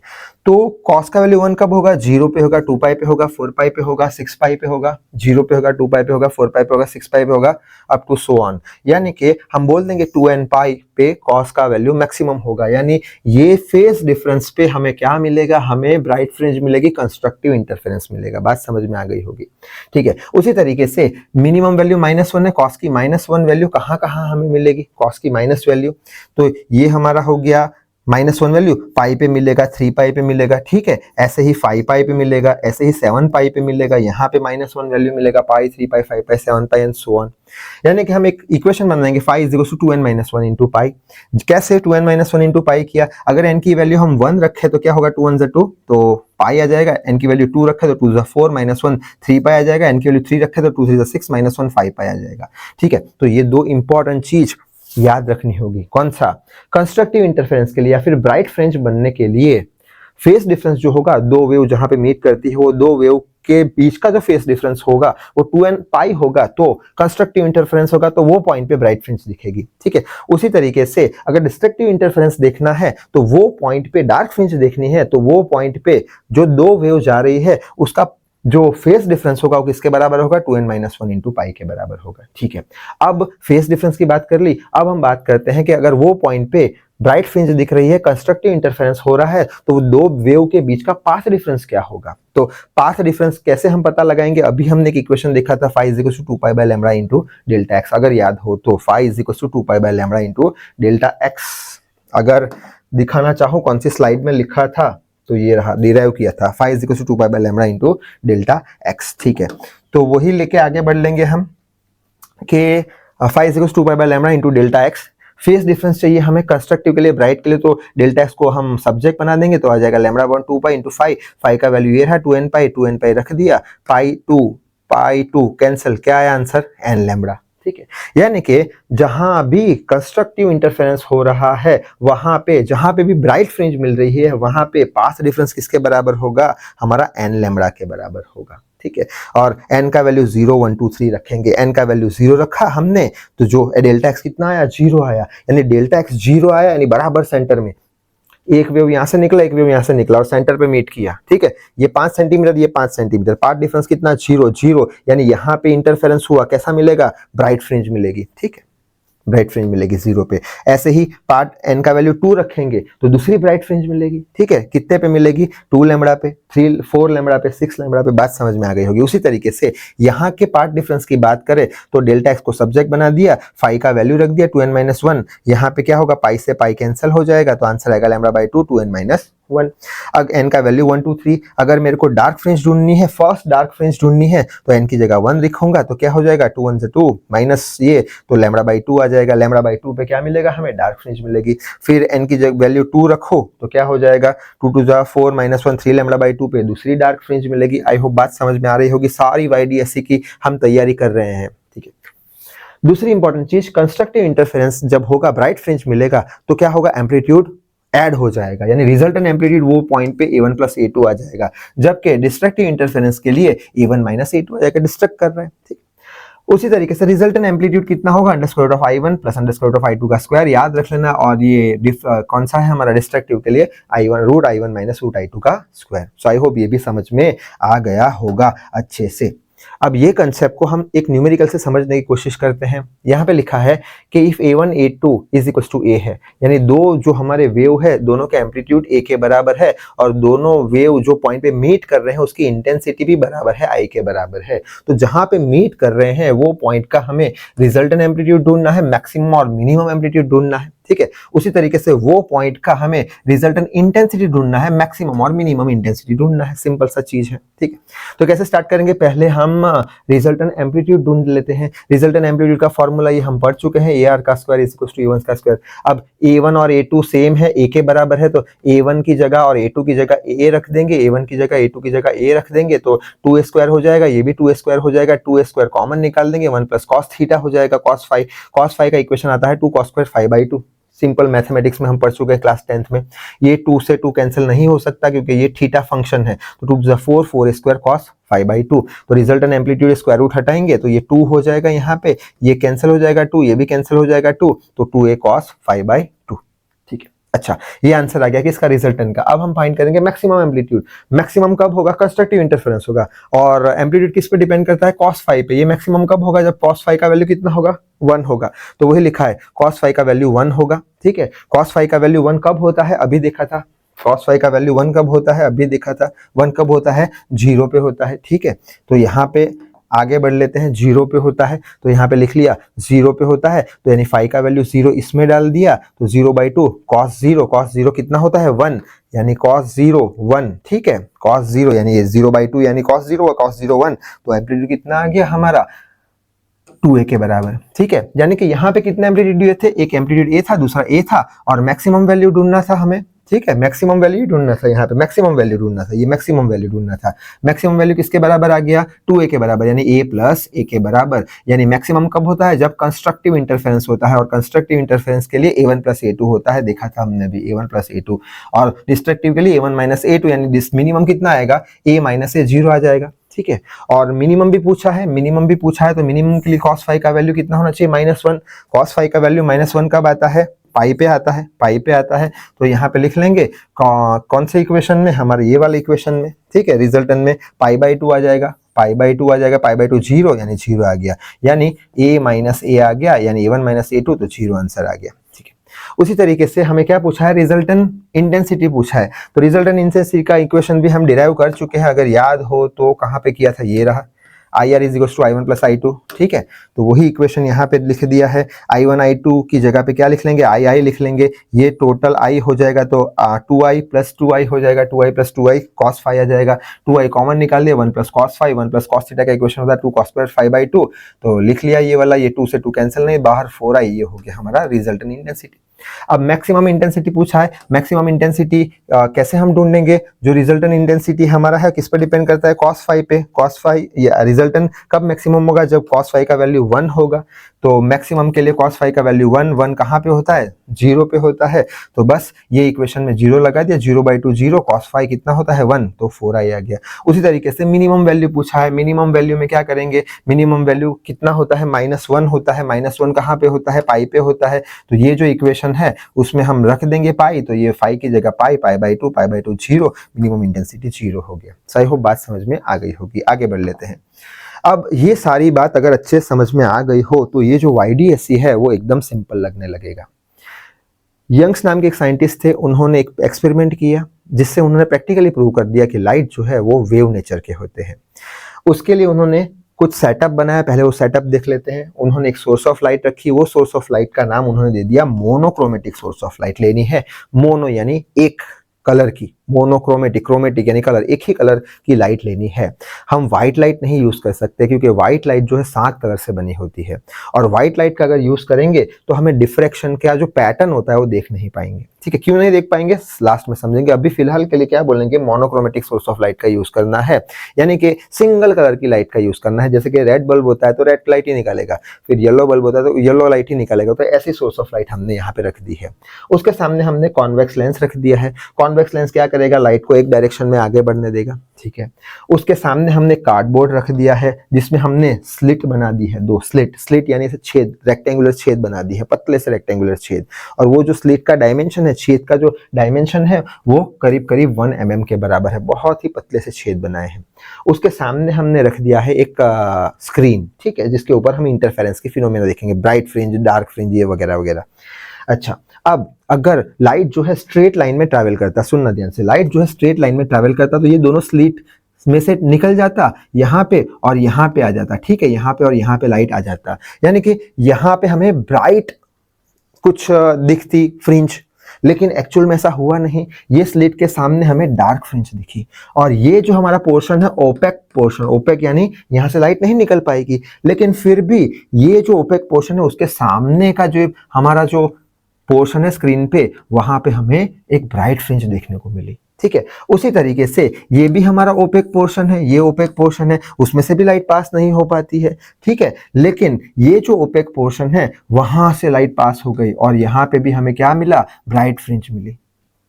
सो बात समझ में आ गई होगी, यानी स्लिट से के सामने हमें डार्क फ्रिंज मिली, और ये ओपेक के सामने हमें ब्राइट फ्रिंज मिली। यानी कि लाइट स्ट्रेट लाइन में ट्रैवल नहीं करती, अगर ट्रैवल करती तो ये जो दो स्लिट है वहां से ऐसे पार्टिकल निकलते और सीधा यहाँ पे आ जाते, लेकिन यहाँ पे तो हमें क्या मिल रहा है, डार्क फ्रिंज मिल रही है, और बीच में क्या मिल रहा है, ब्राइट फ्रिंज मिल रही है। ठीक है, क्यों? क्योंकि लाइट जो है वेव के फॉर्म में ट्रैवल करती है, जहां पे कंस्ट्रक्टिव इंटरफेरेंस होगा वहां पे ब्राइट फ्रिंज मिलेगी, जहां पे डिस्ट्रक्टिव इंटरफेरेंस होगा वहां पे हमें डार्क फ्रिंज मिलेगी। ठीक है, देखेंगे एक एक करके सारी चीज। ठीक है, तो ये कुछ ऐसा उन्होंने सेटअप बना दिया, और यहाँ पे ब्राइट फ्रिंज कहाँ पे मिलेगी हमें, ब्राइट फ्रिंज कहाँ पे मिलेगी, जहां पे कंस्ट्रक्टिव इंटरफेरेंस होगा, और कंस्ट्रक्टिव इंटरफेरेंस का पार्ट डिफरेंस का फॉर्मूला अभी हमने देखा था एन लैम्बडा के बराबर। ठीक है, यानी एन का वैल्यू जीरो रखेंगे तो पार्ट डिफरेंस जीरो पे हमें ब्राइट फ्रिंज मिलेगी, यानी कि ये जीरो है, जीरो यानी क्या, ये सामने स्क्रीन है, लाइट 5 सेंटीमीटर, पार्ट डिफरेंस कितना, जीरो, पार्ट डिफरेंस जीरो, तो यहाँ पे हमें सेंट्रल ब्राइट मिलेगी जीरो पे। उसी तरीके से n बराबर 1 रखेंगे, n बराबर 1 तो लैम्बडा डिस्टेंस पे पार्ट डिफरेंस लैम्बडा होगा तो हमें फर्स्ट ब्राइट मिलेगी। ऐसे ही 2 लैम्बडा पे सेकंड ब्राइट मिलेगी, 3 लैम्बडा पे थर्ड ब्राइट मिलेगी, n लैम्बडा पे nth ब्राइट फ्रिंज मिलेगी या मैक्सिमा मिलेगा। उसी तरीके से डार्क फ्रिंज कहाँ पे मिलेगी हमें, डार्क फ्रिंज कहाँ पे मिलेगी, डार्क फ्रिंज के लिए पार्ट डिफरेंस कितना था डिस्ट्रक्टिव वे का, याद हो तो 2n-1 divide by lambda by 2। ठीक है, अगर n का वैल्यू हम 1 रखे, अब जीरो तो ले नहीं सकते क्योंकि जीरो पे तो पार्ट डिफरेंस जीरो, तो कंस्ट्रक्टिव इंटरफेरेंस सेंट्रल ब्राइट मिल गया। n का वैल्यू 1 रखेंगे तो कितना हो जाएगा, 2 1 2, 1 माइनस 1, यहाँ पे n का वैल्यू 1 रखा ना, 2n1 रख लिया। ठीक है, तो 2-1 तो लैम्बडा बाई 2, तो लैम्बडा बाई 2 पे हमें क्या मिलेगा, फर्स्ट ब्राइट डार्क मिलेगा। ऐसे ही n का वैल्यू 2 रखेंगे तो 2 4 -1 3 लैम्बडा बाई 2 पे सेकंड डार्क मिलेगा, 5 लैम्बडा बाई 2 पे थर्ड डार्क मिलेगा, 7 लैम्बडा बाई 2 पे फोर्थ डार्क मिलेगा, ये जो 2n-1 लैम्बडा बाई 2 पे nth डार्क मिलेगा। आई होप बात थोड़ी बहुत समझ में आ रही है, समझते हैं और आगे समझते हैं। अब हम ढूंढेंगे कि हमें कहाँ पे मिलेगा सेंट्रल ब्राइट। ठीक है, स्क्रीन पे सेंट्रल ब्राइट कहाँ पे मिलेगा, कौन से डिस्टेंस पे मिलेगा, कौन से पार्ट डिफरेंस पे मिलेगा। तो अभी हमने देखा जीरो पार्ट डिफरेंस पे मिलने वाला है। तो उस समझने के लिए हम क्या करेंगे, ये जो हमारा जो स्लिट है, कार्डबोर्ड है, उसको हम ऐसे रोटेट कर देंगे, ये S1 नीचे आ जाएगा, S2 ऊपर चला जाएगा, ऐसे। तो हमें कुछ ऐसा ज्योमेट्री दिखेगा। ठीक है, इसको क्या किया, 90 डिग्री पे ऐसे रोटेट कर दिया, 90 डिग्री पे रोटेट किया, इधर रखा, S1 ऊपर चला गया, S2 नीचे, ये ऐसे करके ऐसे रोटेट किया। ठीक है, S2 ऊपर S1 नीचे, ऐसा कुछ दिखेगा, और दोनों के बीच का डिस्टेंस होगा d, और ये जो स्क्रीन रखा है उसको भी रोटेट कर देंगे 90 डिग्री।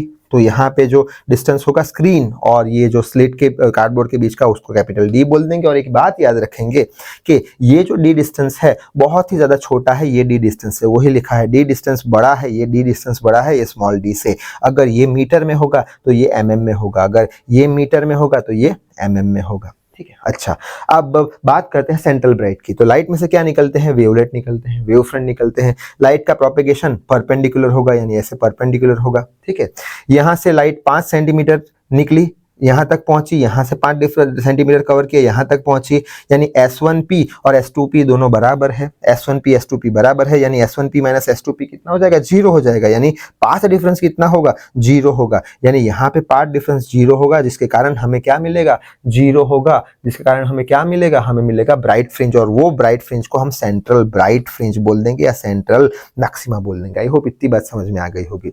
दो सोर्स ऑफ लाइट है, ऐसे लाइट निकली, यहाँ पे पाथ डिफरेंस कितना है, जीरो है, क्यों, सेम डिस्टेंस ट्रैवल किया, तो हमें यहाँ पे ब्राइट फ्रिंज कंस्ट्रक्टिव इंटरफेरेंस होगा, तो हमें सेंट्रल ब्राइट मिल जाएगा। अब हम ढूंढते हैं कि सेंट्रल ब्राइट तो मिल गया हमें। ठीक है, अब फर्स्ट ब्राइट कहाँ पे मिलेगा, ये फर्स्ट ब्राइट है, सेंट्रल ब्राइट के बाद में क्या आएगा, फर्स्ट डार्क आएगा, वो बाद में देखेंगे। फर्स्ट ब्राइट कहाँ पे मिलेगा, फिर सेकंड ब्राइट कहाँ पे मिलेगा, थर्ड ब्राइट कहाँ पे मिलेगा, तो वही चीज देख लेते हैं, कौन सा, location of particular maxima, maxima यानी ब्राइट फ्रिंज। तो वो समझने के लिए हम क्या करेंगे, तो सबसे पहले तो हमने ऐसा कुछ डायग्राम बना के रखा है।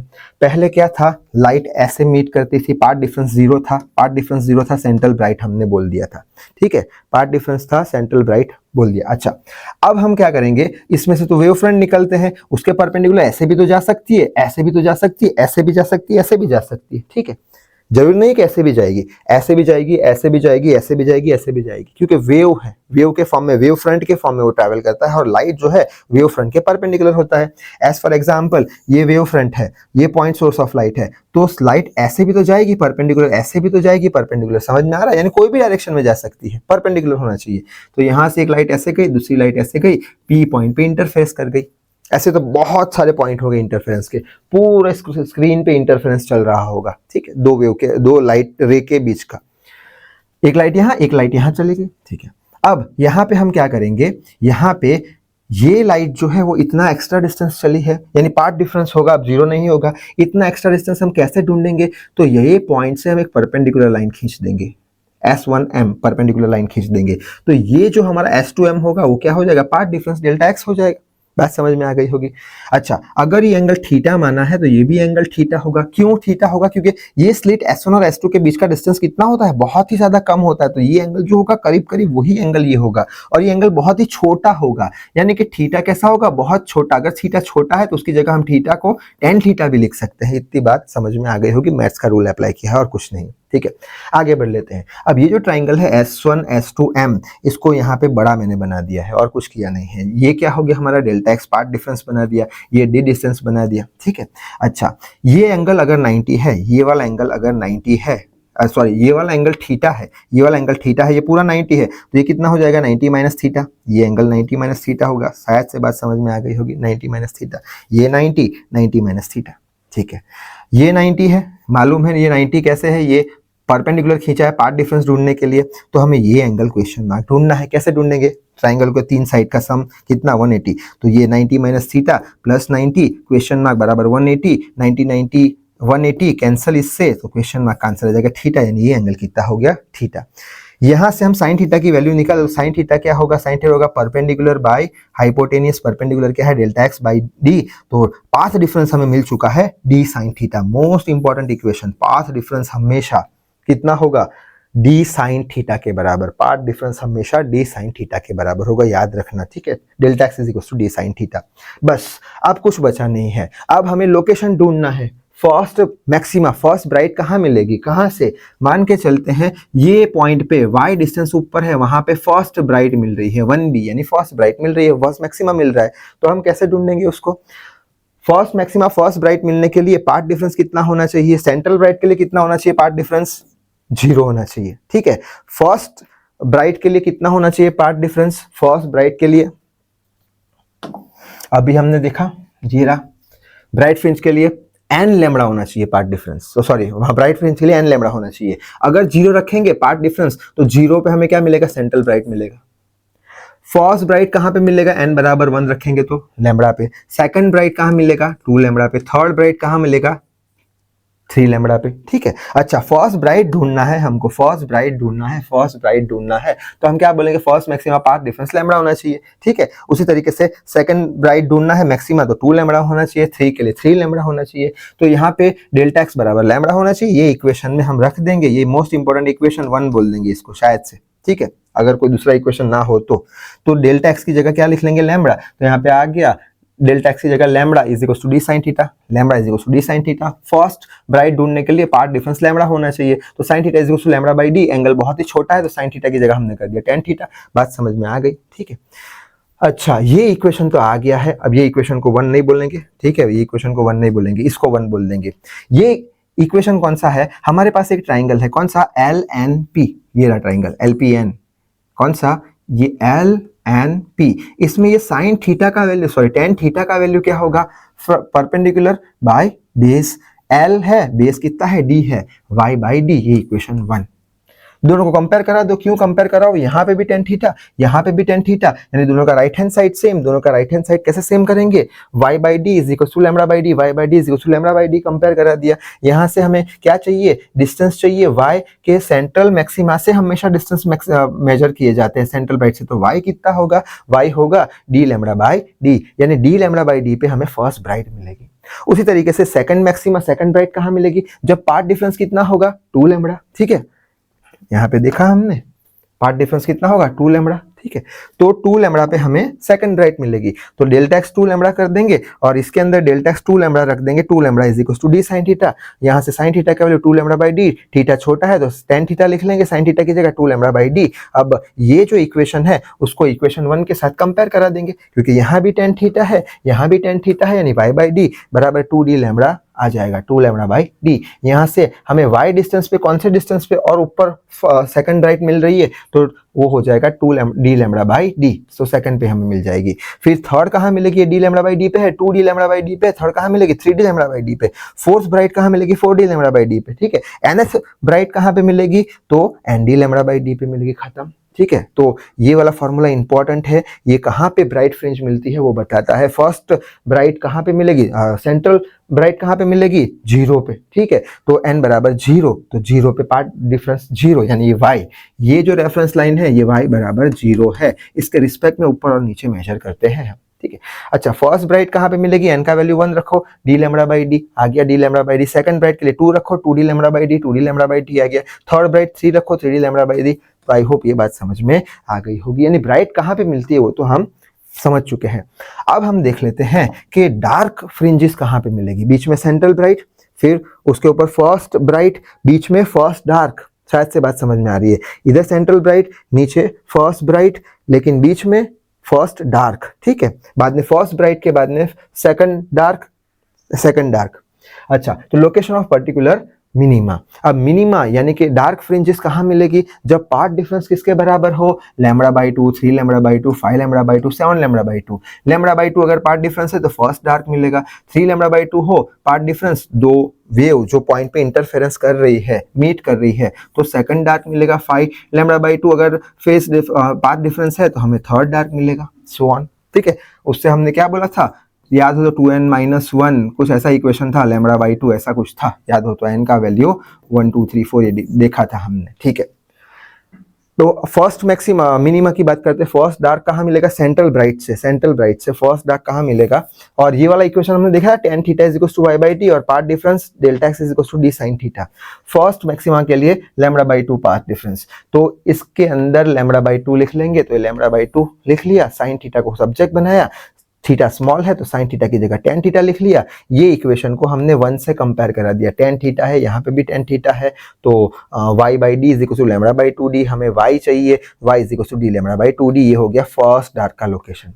सेकंड मिनिमा का लोकेशन, सेकंड डार्क का लोकेशन के लिए क्या करेंगे हम, सेकंड के लिए ये जो हमारा इक्वेशन है delta x is equal to d sin theta, delta x क्या रख लेंगे हम, 3 लैम्बडा बाई 2, तो 3 लैम्बडा बाई 2, यहाँ से साइन थीटा ढूंढ लिया, साइन थीटा छोटा है तो tan थीटा कर लिया, यहाँ पे tan थीटा है, इसको इक्वेशन 1 से कंपेयर करा लो, ये रहा हमारा equation 1, y by D is equal to 3 lambda by 2d, यहाँ पे y चाहिए, सेंट्रल ब्राइट से कितना ऊपर होगा, 3d लैम्बडा बाई 2d। ठीक है, उसी तरीके से ये क्या है, d lambda by 2d, 3 lambda by d lambda by 2d, तो अब आएगा 5d lambda by 2d, 7d lambda by 2d। ठीक है, 5d lambda by 2d, 7d lambda by 2d, ऐसे करते करते nth कहाँ पे मिलेगा, 2n-1 d lambda by 2d पे मिल जाएगा। तो आई होप ये भी समझ में आ गया होगा। अब ये जो YDSC है उसका एक समरी देख लेते हैं जल्दी से, क्या क्या पढ़े हम।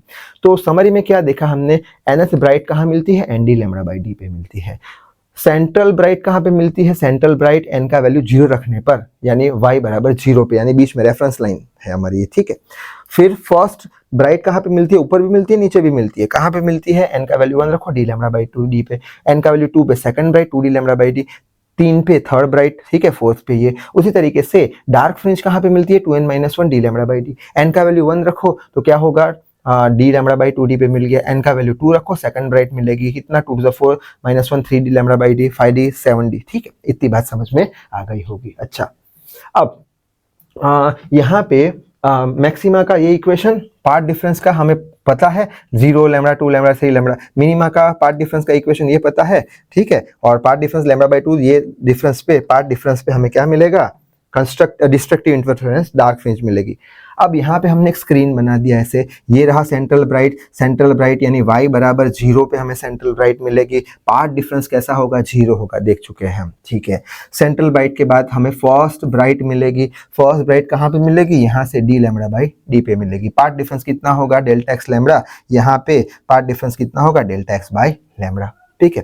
अच्छा, अब ये फर्स्ट ब्राइट मिल चुकी है, यहाँ पे फर्स्ट ब्राइट मिल चुकी है, यहाँ पे फर्स्ट ब्राइट मिल चुकी है। दोनों के बीच में क्या आएगा, फर्स्ट डार्क आएगा।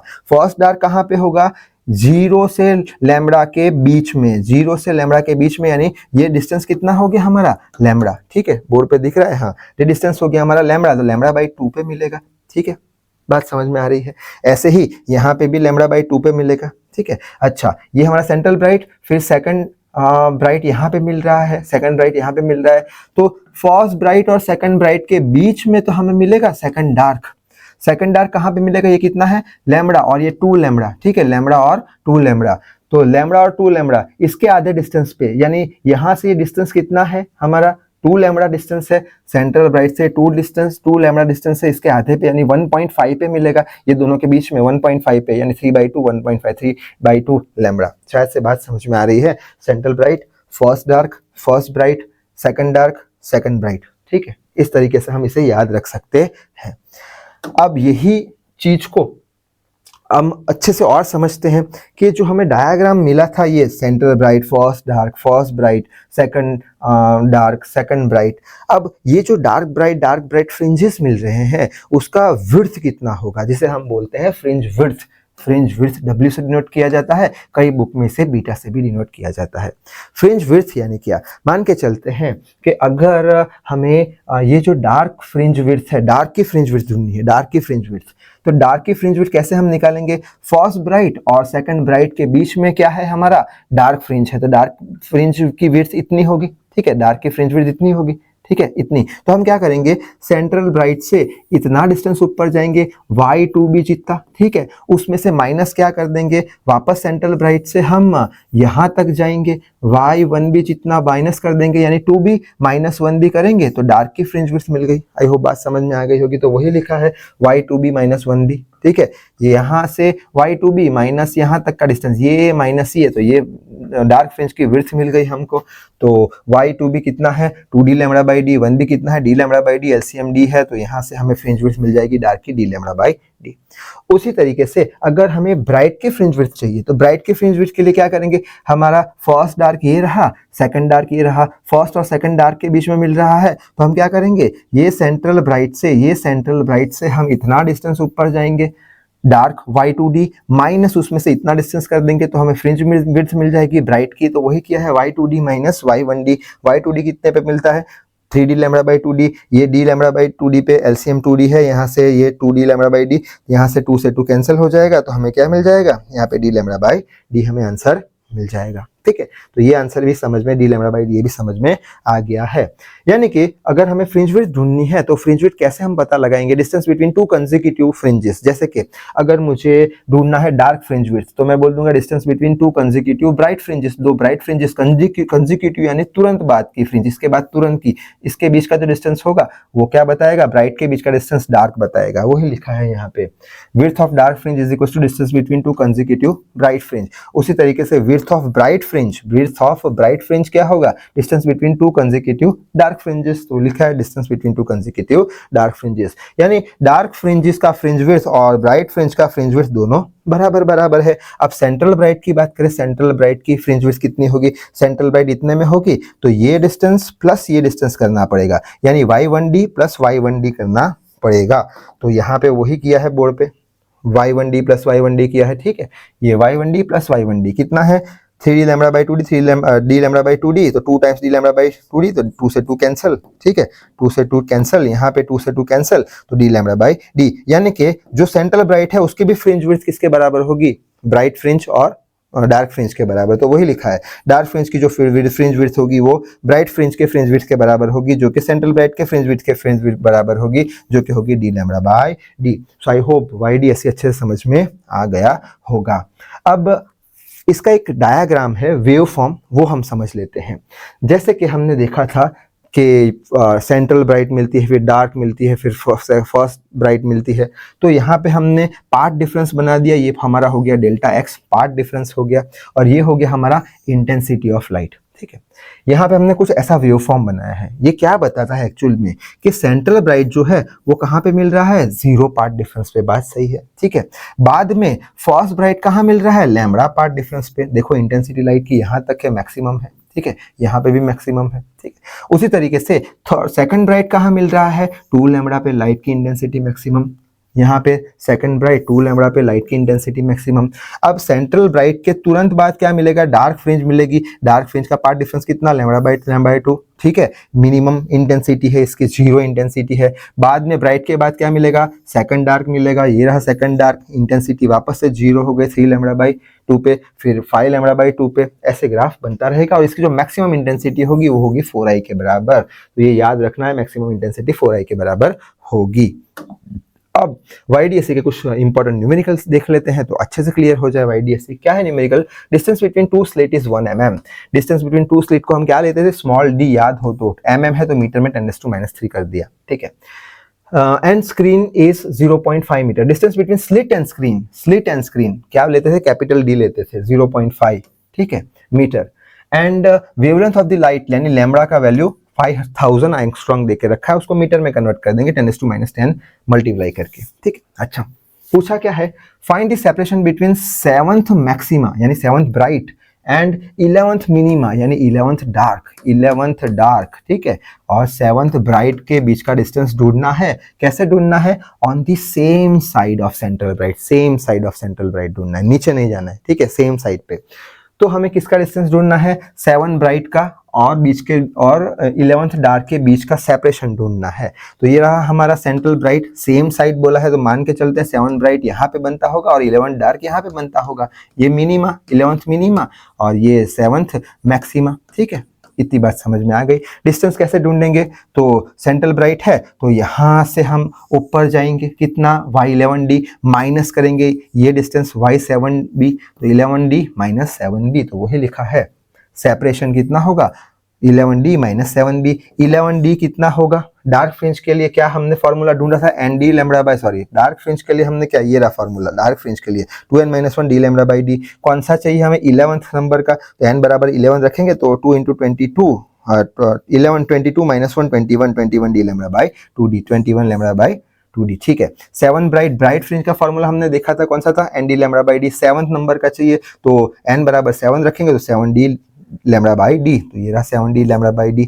यहाँ पे 2d LCM है तो 21d λ, यहाँ पे 2 चाहिए तो 2 से मल्टीप्लाई किया तो 14d λ/2d, 21 - 14 7d λ/2d। अब यहाँ पे d का वैल्यू ये रख देंगे, देके रखा है 0.5, ठीक है। फिर लैम्बडा का वैल्यू एंगस्ट्रॉम में था, मीटर में कन्वर्ट किया। डी का वैल्यू, स्मॉल डी का वैल्यू था हमारा 10⁻3, तो 2 एज इट इज रखा 10⁻3, तो हमें सेपरेशन मिल जाएगा 8.75 × 10⁻3 मीटर। आई होप ये बात समझ में आ गई होगी। आगे बढ़ लेते हैं।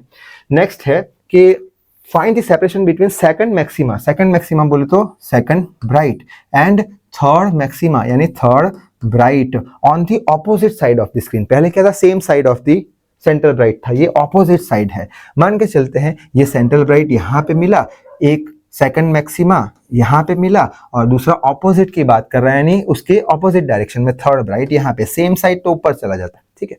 ये दोनों के बीच का सेपरेशन चाहिए तो क्या करेंगे, हम यहाँ से डिस्टेंस y2b जितना जाएंगे प्लस सेपरेशन ढूंढना है ना, y3b कर देंगे, ठीक है। तो y2b प्लस y3b ये सेपरेशन हो गया, y2b प्लस y3b सेपरेशन हो गया।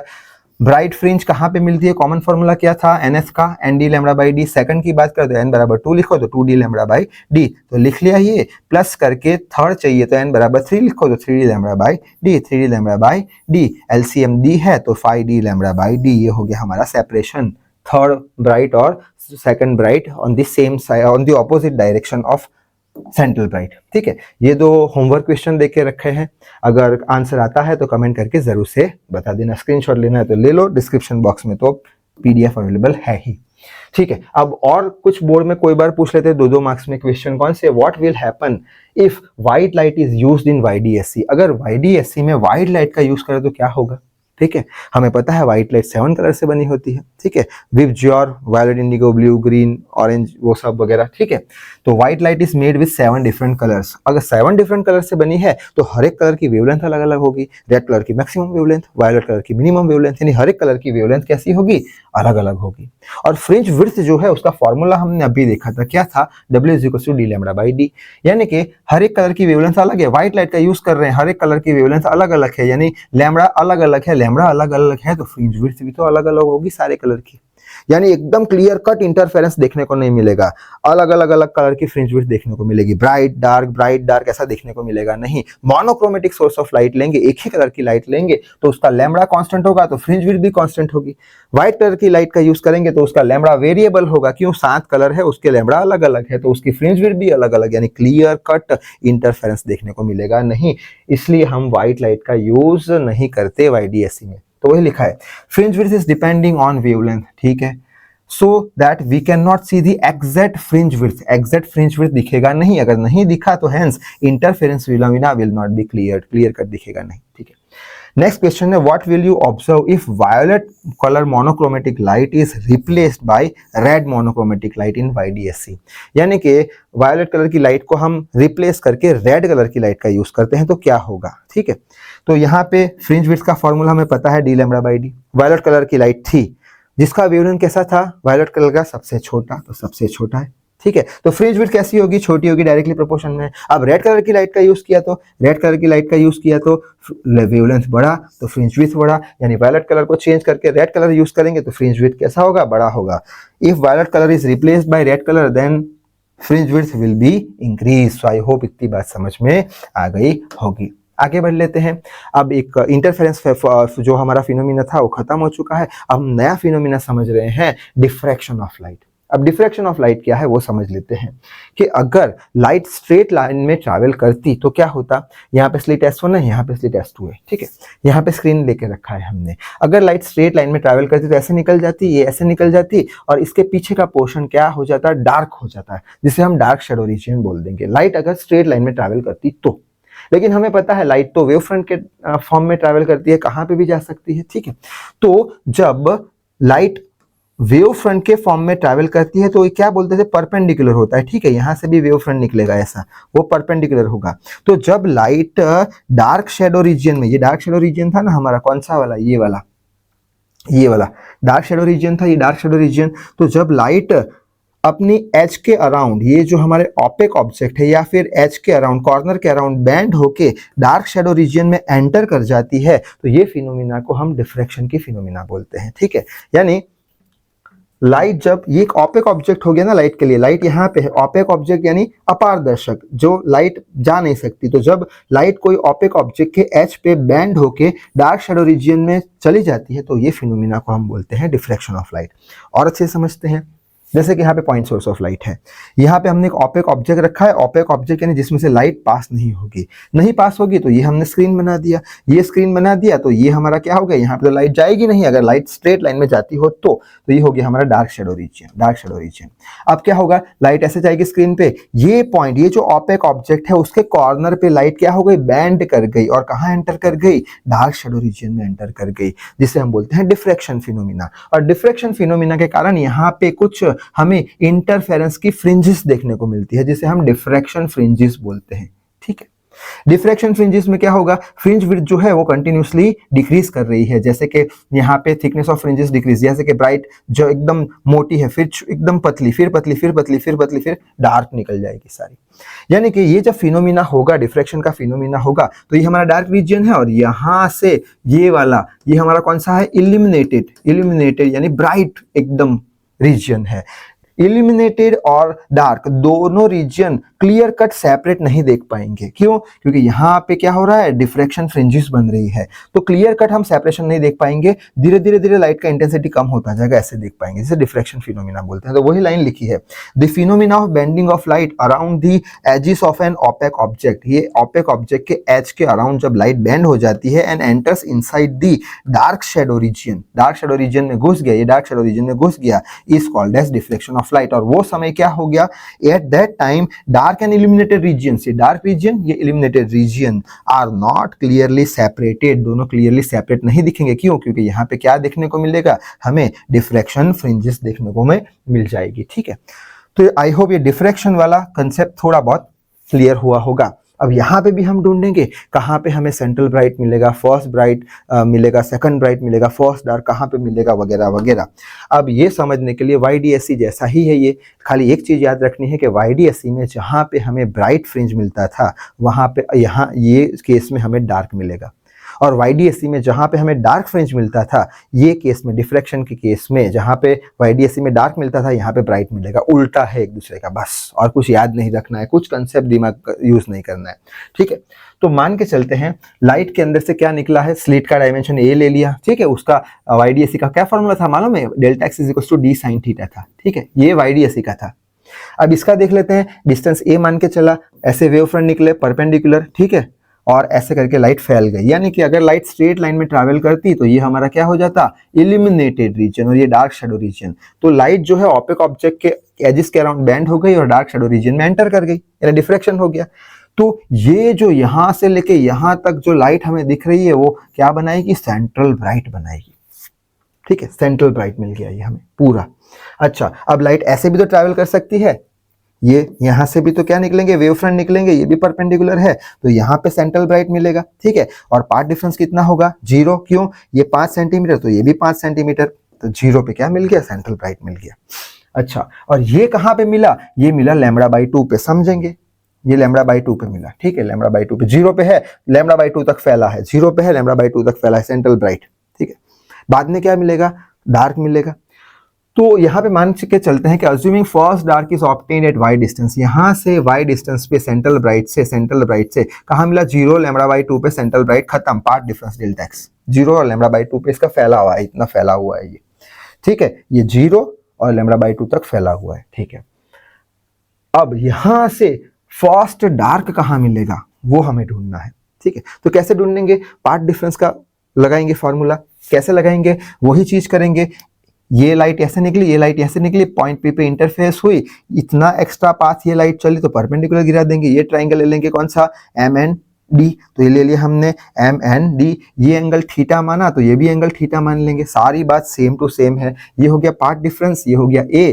ठीक है, और ये पूरा कितना है, 90 है, ये है ना पूरा 90, ये पूरा 90, तो ये 90 माइनस थीटा, ये 90, तो कितना हो जाएगा, थीटा हो जाएगा। वही कैलकुलेशन, ट्राइंगल के तीनों एंगल का सम 180, उससे थीटा मिल गया। यहाँ से अगर हम साइन थीटा की वैल्यू निकालें तो क्या हो जाएगा, परपेंडिकुलर बाय हाइपोटेनियस, यानी डेल्टा एक्स बाय ए। यहाँ से डेल्टा एक्स का वैल्यू क्या निकल जाएगा, ए साइन थीटा, जबकि ये केस में क्या था, delta x = d sine theta YDSC में। ये हमारा हो गया स्टार इक्वेशन। ये थीटा कैसे निकाला उसका कैलकुलेशन है, बराबर है। अच्छा, अब हम ढूंढेंगे डार्क फ्रिंज कहाँ पे मिलेगा, तो YDSC में ब्राइट फ्रिंज जहाँ पे मिलता था वहां पे डार्क मिलेगा। डार्क फ्रिंज कहाँ मिलेगा, YDSC में कहाँ मिलता था, याद है, 0 पे मिलता था, हाँ, लैम्बडा पे मिलता था, 2 लैम्बडा पे, वही लिखा है, ब्राइट फ्रिंज मिलता था। ये उल्टा है, डार्क फ्रिंज कहाँ मिलेंगे, 0 पे तो मिला नहीं। क्यों, 0 पे तो अभी देख लिया हमने क्या मिला है, सेंट्रल ब्राइट 0 और λ/2 तक। तो ठीक है, तो 0 और λ/2 पे तो हमें क्या मिल गया, ब्राइट मिल गया। डार्क कहाँ पे मिलेगा, जो YDSC में जहाँ पे ब्राइट मिलता था, तो 0 लिया नहीं, लैम्बडा ये कर लिया, तो n लैम्बडा पे हमें क्या मिलेगा, n लैम्बडा पे हमें क्या मिलेगा, डार्क फ्रिंज मिलेगी।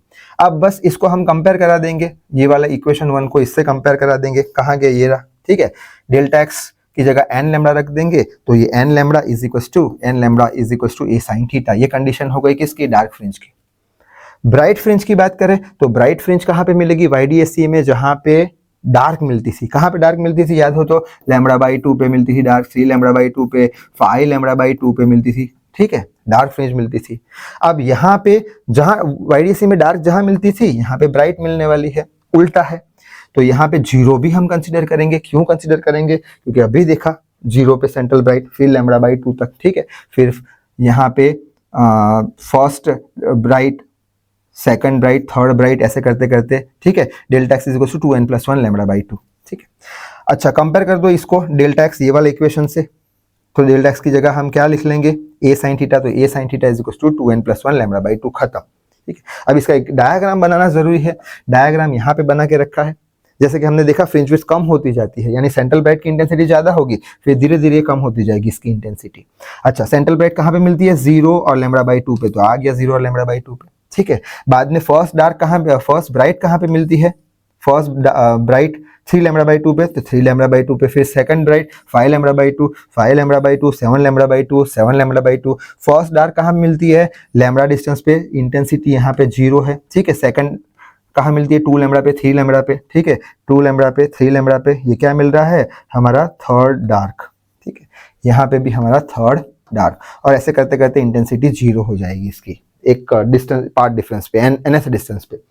बस, तो यही लिखा है और कुछ है नहीं इसमें, जो रिवीजन किया वही है, ठीक है। अच्छा, तो ये थी हमारी कौन सी फिनोमिना? डिफ्रैक्शन की फिनोमिना, जो कि हाइगेंस सर ने अच्छे से समझा दी। अब एक और फिनोमिना होती है लाइट की, जो कि है पोलराइजेशन की फिनोमिना। अब ये फिनोमिना वो समझा नहीं पाए, क्यों? क्योंकि पोलराइजेशन जो है वो इलेक्ट्रोमैग्नेटिक वेव पे डिपेंड करता है, और हाइगेंस सर ने क्या बोला था? लाइट जो है वो एक मैकेनिकल वेव है। अब पोलराइजेशन क्या है वो समझ लेते हैं, पोलराइजेशन ऑफ लाइट। सबसे पहले तो हम समझ लेते हैं कि अनपोलराइज लाइट यानी क्या, फिर पोलराइजेशन ऑफ लाइट समझेंगे। अनपोलराइज लाइट यानी क्या? अनपोलराइज लाइट यानी कोई भी ordinary source of light, ordinary source of light, कोई भी ऑर्डिनरी सोर्स ऑफ लाइट, चाहे वो सनलाइट हो, ट्यूबलाइट हो, या कोई भी बल्ब में से लाइट आती हो, उसको क्या बोलते हैं? Unpolarise light. अनपोलराइज लाइट में होता क्या है एक्चुअली, कि अनपोलराइज लाइट में इलेक्ट्रिक फील्ड जो होती है वो वाइब्रेट करती है जो वेव होता है उसके प्रोपेगेशन के परपेंडिकुलर। यानी कि अगर ये वेव ऐसे जा रहा है, बीच में मैंने ऐसे एक पेज परपेंडिकुलर फंसा दिया, तो इलेक्ट्रिक फील्ड ऐसे वाइब्रेट कर रही है, ऐसे, यानी ये इसके ऊपर ऐसे दिखेगा, ऐसे वाइब्रेट करते हुए, और आगे जा रही है ऐसे ऐसे। ये वेव का डायरेक्शन, ये वाइब्रेशन का डायरेक्शन। वेव के डायरेक्शन के परपेंडिकुलर इलेक्ट्रिक फील्ड वाइब्रेट करती है। यानी कि ये वेव का डायरेक्शन, और एक पेज फंसा के रखा है, तो इलेक्ट्रिक फील्ड क्या करती है? परपेंडिकुलर वाइब्रेट करती है, ऐसे करके। बात समझ में आ गई होगी। इसको ये साइड से अगर देखे तो ऐसा कुछ दिखेगा, सर्कल सारी डायरेक्शन में इलेक्ट्रिक फील्ड वाइब्रेट कर रही है। तो जब भी इलेक्ट्रिक फील्ड जो है वो सारी डायरेक्शन में वाइब्रेट करती है, यानी राइट में से क्या आता है? इलेक्ट्रिक फील्ड ऐसे वाइब्रेट करती करती आती है, और जब सारी डायरेक्शन में लाइट वाइब्रेट करके आएगी, तो ऐसी लाइट को हम क्या बोल देंगे? Unpolarised light. और वो लाइट इलेक्ट्रिक फील्ड वाइब्रेट कैसे करेगी? वेव के डायरेक्शन के परपेंडिकुलर। तो वही लिखा है, vibration of electric field occurs symmetrically in all direction, हर एक डायरेक्शन में वाइब्रेट करेगी, on a plane perpendicular to the propagation of light, propagation of light के परपेंडिकुलर वाइब्रेट कर रही है, ठीक है। अच्छा, तो ये समझ में आ गया। और ये क्या हो गया? सिंबल हो गया, electric field perpendicular, electric field vibrate करी हर एक डायरेक्शन में वेव के प्रोपेगेशन के परपेंडिकुलर, जिसे बोलते हैं अनपोलराइज लाइट, ठीक। अनपोलराइज लाइट क्लियर है। अब समझते हैं अनपोलराइज लाइट को पोलराइज लाइट में कैसे कन्वर्ट करें। तो अनपोलराइज लाइट को पोलराइज लाइट में कन्वर्ट करने के लिए हम एक इंस्ट्रूमेंट का यूज करेंगे, एक डिवाइस का यूज करेंगे, जिसे पोलराइजर बोलते हैं या पोलरॉइड बोलते हैं। अब पोलराइजर और पोलरॉइड है क्या? तो पोलराइजर और पोलरॉइड जो है वो एक डिवाइस है जो कन्वर्ट करता है अनपोलराइज लाइट को पोलराइज लाइट में। खत्म, अनपोलराइज लाइट को पोलराइज लाइट में कन्वर्ट कर देता है। अब कैसे कन्वर्ट करता है? तो मान के चलते हैं ये एक अनपोलराइज लाइट है जिसमें इलेक्ट्रिक फील्ड हर एक डायरेक्शन में से वाइब्रेट कर रहे हैं। उसके सामने हमने पोलरॉइड रख दिया है। पोलरॉइड में क्या होते हैं? ऐसे पास एक्सिस होते हैं, ऐसी पतली पतली लाइन होती है, हम देख नहीं पाएंगे नेकेड आई से, पतली पतली लाइन होती है जिसको बोलते हैं पास एक्सिस। अब ये जो पास एक्सिस है, ये लाइट तो ऐसे जा रही है अनपोलराइज लाइट, ये जो पास एक्सिस है वो वही इलेक्ट्रिक फील्ड को अलाउ करेगी, पास करेगी, जो ये पास एक्सिस के अलोंग हो। यानी ये ऐसे ऐसे जा रहे हैं, यानी ये y कंपोनेंट, ये y कंपोनेंट, ये y कंपोनेंट को जाने देगी, ये पूरा 360 में ऐसे जा रहे हैं, y कंपोनेंट को जाने देगी, x कंपोनेंट को कैंसिल कर देगी, ठीक है। यानी अगर ये लाइट का इंटेंसिटी I होगा तो इसके सारे y कंपोनेंट तो पास हो जाएंगे, लेकिन x कंपोनेंट कैंसिल हो जाएंगे, तो लाइट की इंटेंसिटी कैसी हो जाएगी? आधी हो जाएगी। आई होप समझ में आ गया होगा।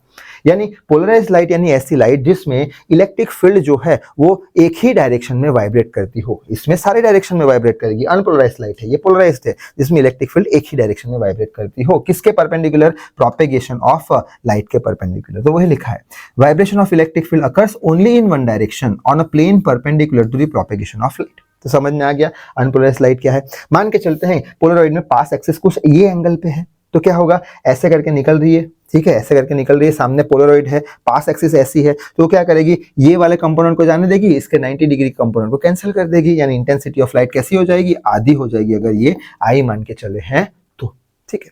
तो वही लिखा है, after passing through the Polaroid intensity of light becomes half. अब इसका एप्लीकेशन क्या है सर? तो ये इसका एप्लीकेशन जो हम सनग्लासेस पहनते हैं, सनग्लासेस, वो सनग्लासेस में पास एक्सिस होती है, वो सनग्लासेस पोलराइड होते हैं। सन को अगर हम नेकेड आई से देखें तो क्या होगा, अनपोलराइज्ड लाइट आ रही है, यानी इंटेंसिटी बहुत लगेगी। जैसे ही हमने सनग्लासेस पहने यानी पोलराइड लगाया तो क्या होगा, वो जो अनपोलराइज्ड लाइट है वो क्या हो जाएगा, पोलराइज लाइट में कन्वर्ट हो जाएगा, यानी इंटेंसिटी आधी हो जाएगी, हम अच्छे से देख पाएंगे। और कार की जो विंड स्क्रीन होती है उस पर भी पोलराइड का यूज किया जाता है। क्यों? क्योंकि नाइट में जब हम हाईवे पे जाते होते हैं तो सामने से बहुत तेज लाइट आती है तो हमें कुछ दिखता नहीं है, तो कार की जो विंड शीट होती है उस पर ऐसे पास एक्सिस होते हैं, यानी कि वहाँ पे पोलराइड लगाए गए होते हैं जो क्या करेंगे, इंटेंसिटी आधी कर देंगे। ये समझ में शायद से आ गया होगा।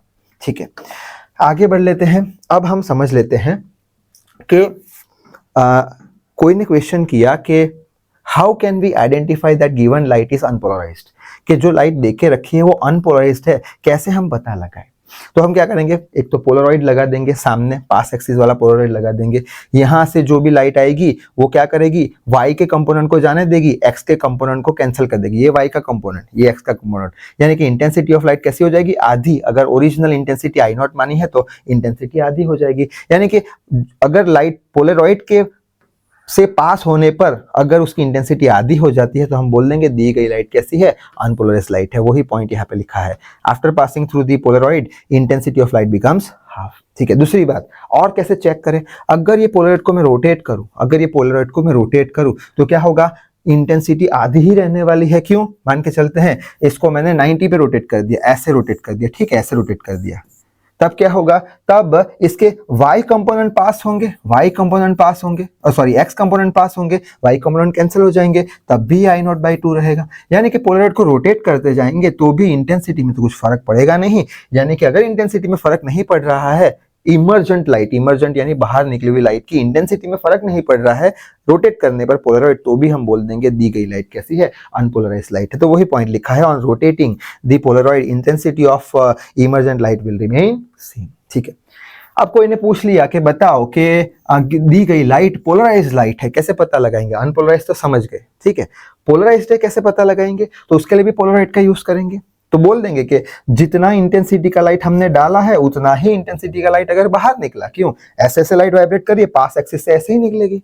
तो इमर्जेंट लाइट का इंटेंसिटी अगर सेम निकला तो हम बोल देंगे दी गई लाइट कैसी है, पोलराइज्ड लाइट है। तो वही पॉइंट लिखा है, if intensity of light is I0, ठीक है, and after passing through the Polaroid intensity of light will not change, यानी सेम रहेगी, तो बोल देंगे दी गई लाइट पोलराइज्ड लाइट है। दूसरा क्या कर सकते हैं, अगर ये केस में हम पोलराइड को घुमाए तो क्या इंटेंसिटी चेंज होगी? हम बोलेंगे हाँ, इंटेंसिटी चेंज होगी। अगर इसको मैंने 90 पे घुमा दिया तो पास एक्सिस ऐसे हो गई, यानी ये तो y डायरेक्शन में वाइब्रेट कर रही है और ये x डायरेक्शन के ही अलाउ करेगी, यानी x डायरेक्शन में तो कोई वाइब्रेशन है ही नहीं, तो यहाँ पे इंटेंसिटी 0 हो जाएगी। यानी कि धीरे धीरे रोटेट करेंगे तो इंटेंसिटी कम होती जाएगी और एक पॉइंट पे कितनी हो जाएगी, डिक्रीज करके 0 कर जाएगी। तब हम बोल देंगे कि दी गई लाइट क्या है, पोलराइज्ड लाइट है। तो वही लिखा है, on rotating the Polaroid intensity of emergent light, ये वाला इमर्जेंट लाइट बाहर निकली वो वेरीज फ्रॉम मैक्सिमम टू 0। पहले ऐसा था तो मैक्सिमम आती थी I0, फिर जैसे जैसे रोटेट करते गए I0 डिक्रीज करता गया और 90 पे क्या आ गया, 90 पे ये 0 आ गया। ठीक है, तो बात समझ में आ गई होगी। आगे बढ़ लेते हैं। अब हम समझेंगे पोलराइड कि दो पोलराइड के बीच का अगर एंगल हम चेंज करें तो जो इमर्जेंट लाइट होगी उसमें क्या फर्क आएगा। एज फॉर एग्जाम्पल यहाँ पे हमने 3 केस लिख के रखे हैं। टॉपिक क्या है, intensity of polarised light passing through 2 polaroids. 2 polaroid का अब हम यूज करेंगे, पहले एक का ही किया था, अब 2 का यूज करेंगे। तो 2 पोलराइड का यूज करेंगे और इमर्जेंट लाइट में क्या फर्क पड़ेगा वो हम 3 केस लेके समझेंगे। पहला केस यहाँ पे हमने ये लिया है, यहाँ पे हमने अनपोलराइज्ड लाइट दी है, सारे डायरेक्शन में वाइब्रेट कर रहा है इलेक्ट्रिक फील्ड। यहाँ पे पोलराइड P1 लिया है और यहाँ पे पोलराइड P2 लिया है। P1 और P2 दोनों में पास एक्सिस कैसी है, सेम है, एक ही डायरेक्शन में है, यानी P1 और P2 के बीच का एंगल कितना है, थीटा है। अगर पोलराइड दोनों पोलराइड के बीच का एंगल सेम है, ऐसे पास एक्सिस तो ये भी ऐसे पास एक्सिस, तो क्या होगा, यहाँ से y कंपोनेंट निकल जाएगा, इसका इंटेंसिटी I0 बोल दिया और ये भी पास एक्सिस ऐसी है तो I0, तो यहाँ पे भी I0 ही रहने वाला है। यानी अगर दो पोलराइड के बीच का एंगल सेम है तो इमर्जेंट लाइट की इंटेंसिटी सेम रहने वाली है। तो वही लिखा है, intensity of emergent light will be same as I0। ठीक है। अब क्या करेंगे, ये जो P1 P2 है उसके दोनों के बीच का एंगल 90 कर देंगे। तो यहाँ पे ये हमारा वाइब्रेशन हो रहा है इलेक्ट्रिक फील्ड का, ये P1 है ये P2 है, दोनों एक दूसरे के 90 पे है, ये ऐसे है तो ये ऐसे है। तब क्या होगा, तो यहाँ से y कंपोनेंट बाहर निकल जाएंगे, x कैंसिल हो जाएगा, ये इंटेंसिटी I0 है। अब ये y में वाइब्रेट कर रहा है, ये तो x की पास एक्सिस है, तो यहाँ से यहाँ कुछ निकलेगा नहीं, यानी इमर्जेंट लाइट की इंटेंसिटी 0 हो जाएगी। कब, जब दो पोलराइड के बीच का एंगल 90 होगा। तो वही बात लिखी है कि intensity of emergent light will be 0, I0 is equal to 0। कब, जब दोनों पोलराइड के बीच का एंगल 90 हो। और लास्ट केस जो है वो मोस्ट इंपॉर्टेंट केस है, जिसको बोलते हैं माउलूस लॉ। माउलूस लॉ के अंदर हमने थर्ड केस कंसीडर किया है, theta is equal to arbitrary, यानी कोई भी एंगल हो, वो 0 नहीं होना चाहिए और 90 नहीं होना चाहिए, कोई भी एंगल हो। तब क्या होगा, इमर्जेंट लाइट पे। तो मान के चलते हैं ये हमारी अनपोलराइज्ड लाइट है, ये हो गया पोलराइड जिसकी पास एक्सिस ऐसे है। दूसरा हमने पोलराइड लिया जिसका एंगल, दोनों के बीच का एंगल क्या है, कुछ थीटा है, आर्बिटरी है, 0 भी नहीं है 90 भी नहीं है। तब क्या होगा, ठीक है, यहां से लाइट पोलराइड में से पास हुई, कौन से y कंपोनेंट पास करने दिए, x को कैंसिल करा दिया, ठीक है। तो यहाँ पे लाइट की इंटेंसिटी मान के चलते हैं I0 है। अब ऐसे पोलराइड है, ऐसे पास एक्सिस है, तो यहाँ से कुछ लाइट तो जाएगी, 0 तो जाएगी नहीं, हाँ 90 पे होता, ये इसके 90 पे होता, ये 90 पे होता तो 0 जाता, लेकिन ये कुछ एंगल पे है, थीटा एंगल पे है, तो कुछ तो वाइब्रेशन जाएंगे, कुछ तो वाइब्रेशन जाएंगे, और इंटेंसिटी कितनी होगी, वो होगी I0 cos स्क्वायर थीटा। ये याद रखना है, I0 cos स्क्वायर थीटा, जिसे माउलूस लॉ बोलते हैं। अब कैसे intensity I0 cos square theta हुई वो समझ लेते हैं, पूछ लेते हैं कभी कभी एग्जाम में 2 मार्क्स में। तो उसके लिए यहाँ पे हमने एक डायग्राम बनाया, P1 और P2 के बीच का एंगल कितना है, थीटा है, ये ऐसे ऐसे कुछ है, P1 और P2 के बीच का एंगल थीटा है, ठीक है। यहाँ से एम्पलीट्यूड ऐसे जा रहा है, ठीक है, उसका ये एम्पलीट्यूड का ये कंपोनेंट भेज रहा है, कौन सा, थीटा वाला कंपोनेंट। अगर ये ए एम्पलीट्यूड है तो ये कंपोनेंट कौन सा हो गया, थीटा वाला, ए कॉस थीटा, ठीक है। यानी यहाँ पे ए कॉस थीटा के एम्पलीट्यूड जा रहे हैं। इतनी बात समझ में आ गई। एम्पलीट्यूड कितना होगा इसका, ए कॉस थीटा, बात समझ में आ गई। इसका एम्पलीट्यूड मान के चलते हैं ए है, इंटेंसिटी मान के चलते हैं I0 है, तो इंटेंसिटी क्या होता है, के स्क्वायर, तो I0 इज इक्वल टू के स्क्वायर, ए का स्क्वायर, के तो कांस्टेंट है, समझ में आ गया। अच्छा, यहाँ पे एम्पलीट्यूड कितना हमने निकाला अभी, ए कॉस थीटा, इंटेंसिटी आई के बराबर, क्योंकि यहाँ I0 थी, कुछ इंटेंसिटी चेंज हो गई होगी। यहाँ पे आई क्या होगा, के स्क्वायर, और ए का वैल्यू हमने लिख दिया ए कॉस थीटा, तो K square cos square theta, K square क्या था, के स्क्वायर क्या था, I0 था, तो I is equal to I0 cos square theta. यानी यहाँ पे जो इंटेंसिटी आई लाइट की वो I0 cos स्क्वायर थीटा है, जब थीटा आर्बिटरी हो। अब ये जो इक्वेशन मिला वो इक्वेशन सारे केसेस के लिए सही है। कैसे सारे केसेस के लिए सही है, मान के चलते हैं फर्स्ट केस लेते हैं, जहां पे थीटा कितना है, दो पोलराइड के बीच का 0, थीटा 0 है। तो यहाँ पे अगर मैं 0 रखूं थीटा की जगह पे, cos 0 कितना हो जाएगा, 1 हो जाएगा। cos 0 1 यानी इमर्जेंट लाइट का इंटेंसिटी I0, तो सही बात है, इमर्जेंट लाइट का इंटेंसिटी कितना है, I0 है, सेम ही रहेगा। अगर हम बात करें थीटा बराबर 90, दो पोलराइड के बीच का एंगल 90 अगर ले, तो यहाँ पे थीटा कितना ले लेंगे, 90, cos 90 कितना हो जाएगा, 0, यानी इंटेंसिटी कितनी हो जाएगी, इमर्जेंट की 0, तो वही लिखा है, इंटेंसिटी इमर्जेंट की 0 हो जाएगी। यानी ये जो है सारे केस के लिए एप्लीकेबल है। तो यहाँ पे ही हमारा प्यारा सा चैप्टर होता है समाप्त। आई होप सारे कंसेप्ट क्लियर हो चुके होंगे। तो यहाँ इस वीडियो में बस इतना ही। Till then read hard work hard. Thank you very much.